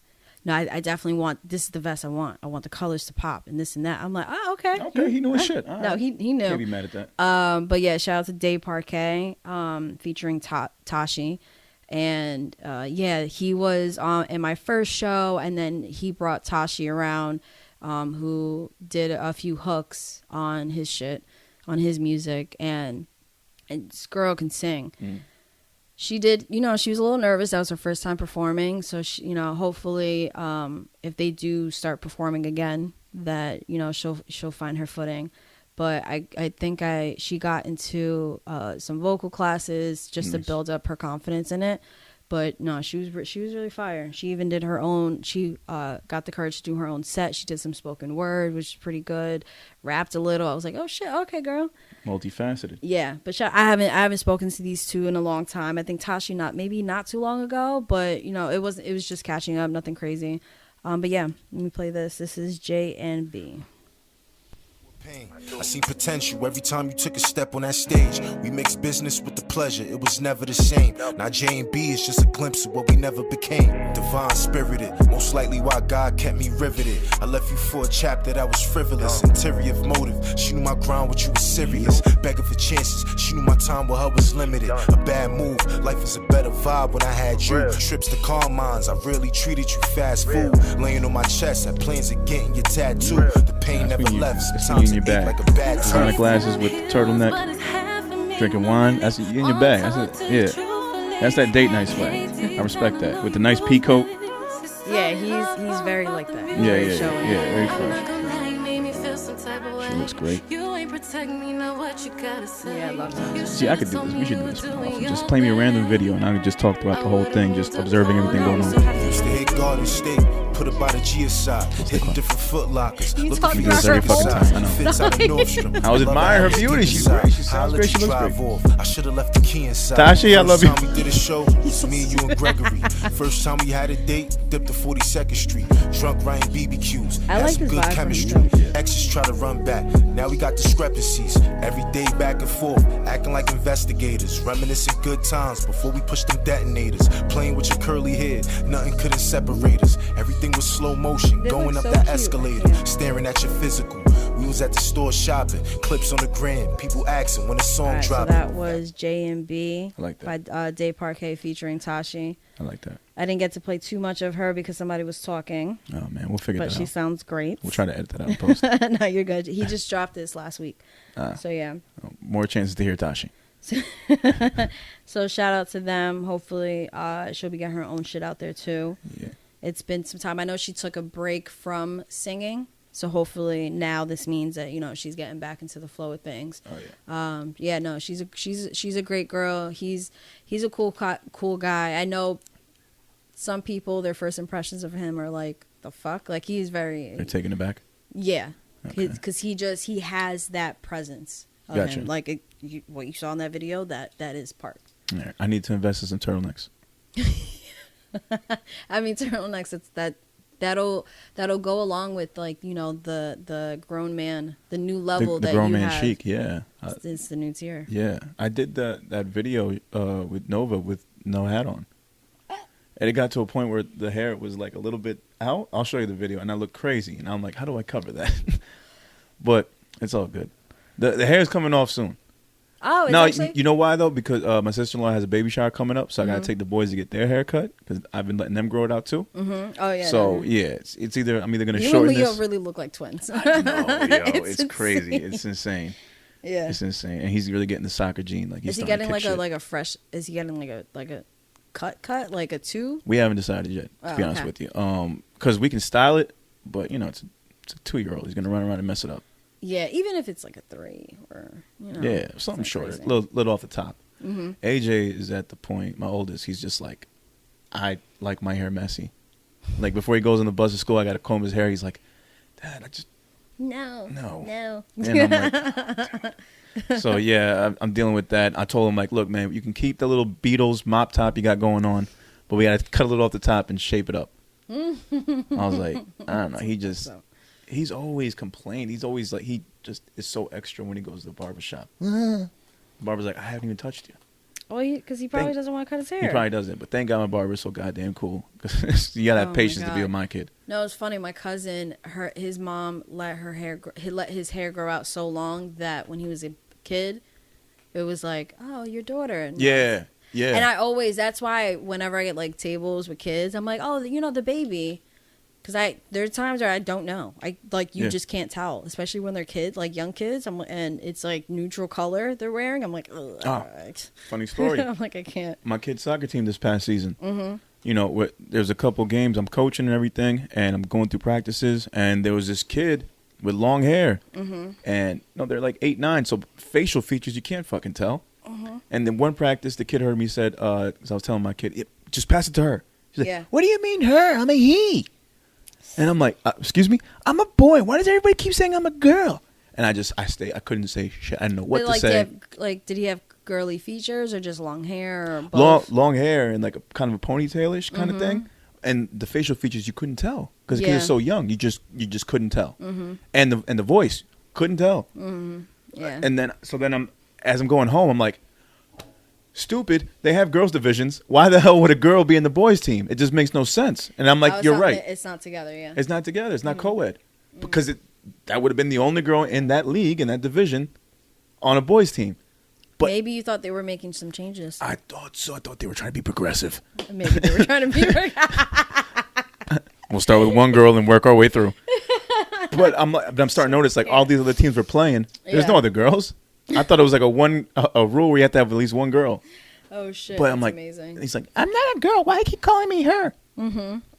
I wanted to say, nigga, I didn't know. That's what I wanted to say. And then worse off, I didn't even know his name, and he's foreign. It's a foreign name, so he got a really like exotic name, and you can't even tell if it's a guy or girl either. Oh yeah. Yeah. So I was yeah. at that point. I'm like, all right. I'm like, look, buddy, I just started calling him buddy. Oh shit, yeah. And then when I found out, I kept saying, my man, homie, big dog. Oh man, no. Mm-mm. Is Yeah. it? That's it for if you don't know. Oh yeah, Sorry. yeah. So go ahead. Oh, so shout out to Ace Felli, shout out to Dave Parkay, shout out to Tashi. Love your voice, love your look. Just want to remind y'all again, if you don't know, we do not own the rights to any of this music. We are simply showing love, a little bit of exposure, trying to get y'all in tune with the best and brightest inside and outside of Jersey. That is, if you don't know. And if you don't know, now you know, nigga. As always, be sure to check out the If You Don't Know playlist, where we highlight all the people that we played, I think, in the past 10 episodes or so. It's available on Spotify and available on Apple Music. Make sure you hear that. Get in tune with these people. And then, if it happens that you like them so much that you want to follow on social media, and then go ahead and get their album, then go ahead and buy some merch, then go ahead and see them live when shit opens back up because of Rona. Fuck Rona. Then we feel that we've done our job. Yeah. And that's all we can do as fans of this music shit. That's why we're doing it. And then we have, as far as hold on. So if you don't know playlist on Apple and Spotify, link is in the Instagram for Lyrical Fix. In the bio. In the bio. So you'll find a link tree there with all of our links, including where to hear it on Apple Podcast, Jesus Christ, Spotify podcast, because those are two of the main ones, and then the playlist for If You Don't Know, that's updated every week for the past 10 episodes. So since we didn't do it last episode, it'll still include, so it'll be like 11 episodes. Gotcha. It's still 10, but it'll go back to 11. If you don't know. And then as far as guests, we have one coming up actually next week. Is that next week or 2 weeks from now? 2 weeks from now? We'll ask him. Yeah. So 2 weeks, we have two next month. That sounds so professional. I know, we have two next month, and then we'll probably knock off maybe another 2, take a break. Don't worry if you have hit us up about being a guest, or you want to be a guest, we will get to you. And don't think just because you don't have a single popping at the moment and you tried to hit us up while your single was releasing that we can't still talk about it after we get you back. Yeah. You know what I mean? The music is forever. You can talk about past projects too. Like, we can respect everything. Doesn't just have to be the new shit. Mm-hmm. So I want to remind everybody, don't get discouraged if we don't get to you right away as your shit is dropping. Yeah. Also, if you just want to be like a third chair, that works for with us too. Yeah, it's a great conversation. Mm-hmm. It really is. Yeah. Yeah, I love when I see people, rappers, doing their promo runs and they're at the radio station and they do that classic shot of they set the phone up themselves, even though everything's being recorded and they can post it tomorrow. They have to live themselves, and they're just doing this the whole time. Yeah. Yeah, you know what? It's just, I've been doing this for a minute. Like, they keep looking at the screen like, nigga, your face isn't melting off. It's going to look the same. You're fine. Maybe you're looking at the comments of stuff, but at the same time, you're doing an interview. You should focus on the interviewer. Yeah. That's just me, but I just think it's always funny seeing them look back and shit like they're just checking themselves in a mirror. Yeah. God forbid something looks different when they look back. Just answer a question right here and go back. Yeah. And they just, you see them like adjusting themselves. Yeah. Yeah, it takes away. If you're going to do a live during the interview, can't be for too long. And you can't be looking like a douchebag doing that. That's weird. Yeah. There's douchey ways to go about it. But some people don't know when they do it. That's why. Yeah, so just letting y'all know. Yeah. So just something to take consider. Mm-hmm. Other than that, man. Shout out to Obi Beats real quick. Gave us some love earlier in the ratings and stuff. And seeing this guy work on his debut album has been something special. He caught the inspiration bug out of nowhere after finishing Kid Nova with me. Yeah. And he's been able to put an 11-track fucking nice. album. 11? Yeah, put out a single this past week. Which yeah. I should play that probably next week. We'll celebrate it. I haven't heard it yet. No. Oh, we play it. And then he's did a remix for that single too. Fuck? Yeah, which is crazy. And then asked me to come through. We filmed a bunch of content, took some pictures, a little interview with him, did a skit for the album. We'll see. Young Lean Boss made his return. So we'll see how that hits on the internets. Young Lean Boss. I still can't get over that shit. Yeah. I mean, I played the video for Sade, so we'll see how it goes. Hopefully everybody else likes it. Sade was kind of What? The video. It was funny. No, it was all right. It was funny. No, it was funny. I'm just joking. I was downplaying it. I'm like, okay, I'm sorry. I'm downplaying it. No. That shit was fucking horrible. You want to downplay it. And that's not, You're burying it. That's not downplaying it. That's burying the shit. Obi, I didn't mean that. Yeah, no, she didn't. No, it was fun. It's always fun because, you know, you come up with a character. It's based off of a rapper that me and Obi know from our past. And we just kind of like turned him up to 10. Yeah. But yeah, no, we had fun with it. And it's definitely something I want to keep doing. It's nice promo. It's nice to just try different things to, you know, promote your shit. But no, so proud of him, man. It's coming out March 12th, I believe. Okay. It's going to be called Now and Then. And nah, dude worked his ass off. Didn't make any beats, but wrote all the rhymes except for the features. Went through Dream Life Beats. He's available on BeatStars. Very popular producer, not from America. And just the sound. Obi's had a great ear for production, and the beats he chose are amazing. The song I did with him is fucking phenomenal. Yeah. We'll probably film a video for that. And I'm just very proud of the guy, man. Knowing his history and how he started off. You know, people writing him off as an MC when he started that way because they felt his beats were hotter. And now just seeing him push along and making a hell of a fucking album that competes with a lot of other fucking people out here that have been rapping for a minute. Yeah, just having fun with it. Yeah, yeah. And that's what he says. He's like, I just want to have fun with this album. He's not trying to tear off anyone's head lyrically. He's not doing this for the money. Like, the nigga just wanted to put out the music that he always wanted to make. Yeah. And I think that's very respectable. I admire him for that. Yeah, and also shout out to Lord Trill. Your Ladies Prospect and Neek, who just dropped something. Actually, earlier. That did not drop. Oh, they dropped the single, but this the project one is did not Neek. drop. Yeah, no, I'm talking about like the single. Yeah, single, yeah. So the single that dropped 2 weeks ago, last week, and then I already forgot In My Feelings, and then guess with his lettuce, tomato, his lettuce, tomato, pickle, and onion. Behold the Pale Horse too. Yeah. And then also that shit out. That it's just fucking amazing. It was really good. And then Trill and Prospect also dropped another song earlier this week. Why Don't We? Yeah, and that was produced by Ace. Yeah, that one was fucking fire. Off the A. Marie sample. Oh my god, what is Ace up to? I mean, Trill up to? He deleted everything on. Oh, okay, my bad, Trill. Doing a rebrand. Oh, look at you with the rebrand. But anyway. So, shout out to our family. Shout out to everybody. We got some Neon Aqua Pussy out right now. Stream that shit. Kid Nova. We have Johnson Sold Out. We have his book is out. Yes, Scattered Dreams. We have Honestly from St. James coming out. Saint Stallion coming out at midnight. So by the time you're hearing this podcast, it's already out. So you might as well just go get it. It's Saint starts with an 8, and then James ends with an 8. Ain't Jamate. And then you got Marley by Villa. Epidemics Project is coming out soon. Villa's Project's coming out soon, hopefully. I swear to God, if I gotta fuck, I know where y'all live. Villa, especially, I know where you live. Yeah, I feel like I can't stop her at that point. I already heard it. I can only contain her. I just, it's like, I heard it and now it's not out and it's fucking bothering me. But I love you. That's crazy. I need to hear. I mean, hopefully I'll get the listening. You heard some of it already. Word. So yeah. But yeah, check out our family, Fire as Fuck. Check out the If You Don't Know People, who's also one of them is family. And yeah, that's it. All right, that's what it is. All right, man. So you already know, at the Lyrical Fix Pod, at Lyrical Fix on Twitter, Lyrical Fix Pod on IG, and Lyrical Fix Podcast on Facebook. You can find us easily. Make sure to check out our episodes on Anchor, AudioMac, Apple, Spotify, YouTube, iHeartRadio, Stitcher, probably Deezer, whole bunch of other places. Make sure to like, rate, comment, subscribe. Give us 5-star ratings. Keep us hot out on these podcast streets as we continue the race to 4.5. Right, this has been episode 77 with your host, Kid Pro. And Sade. It's the Lyrical Fix. It's the motherfucking gang. Catch y'all next week. Peace. Peace.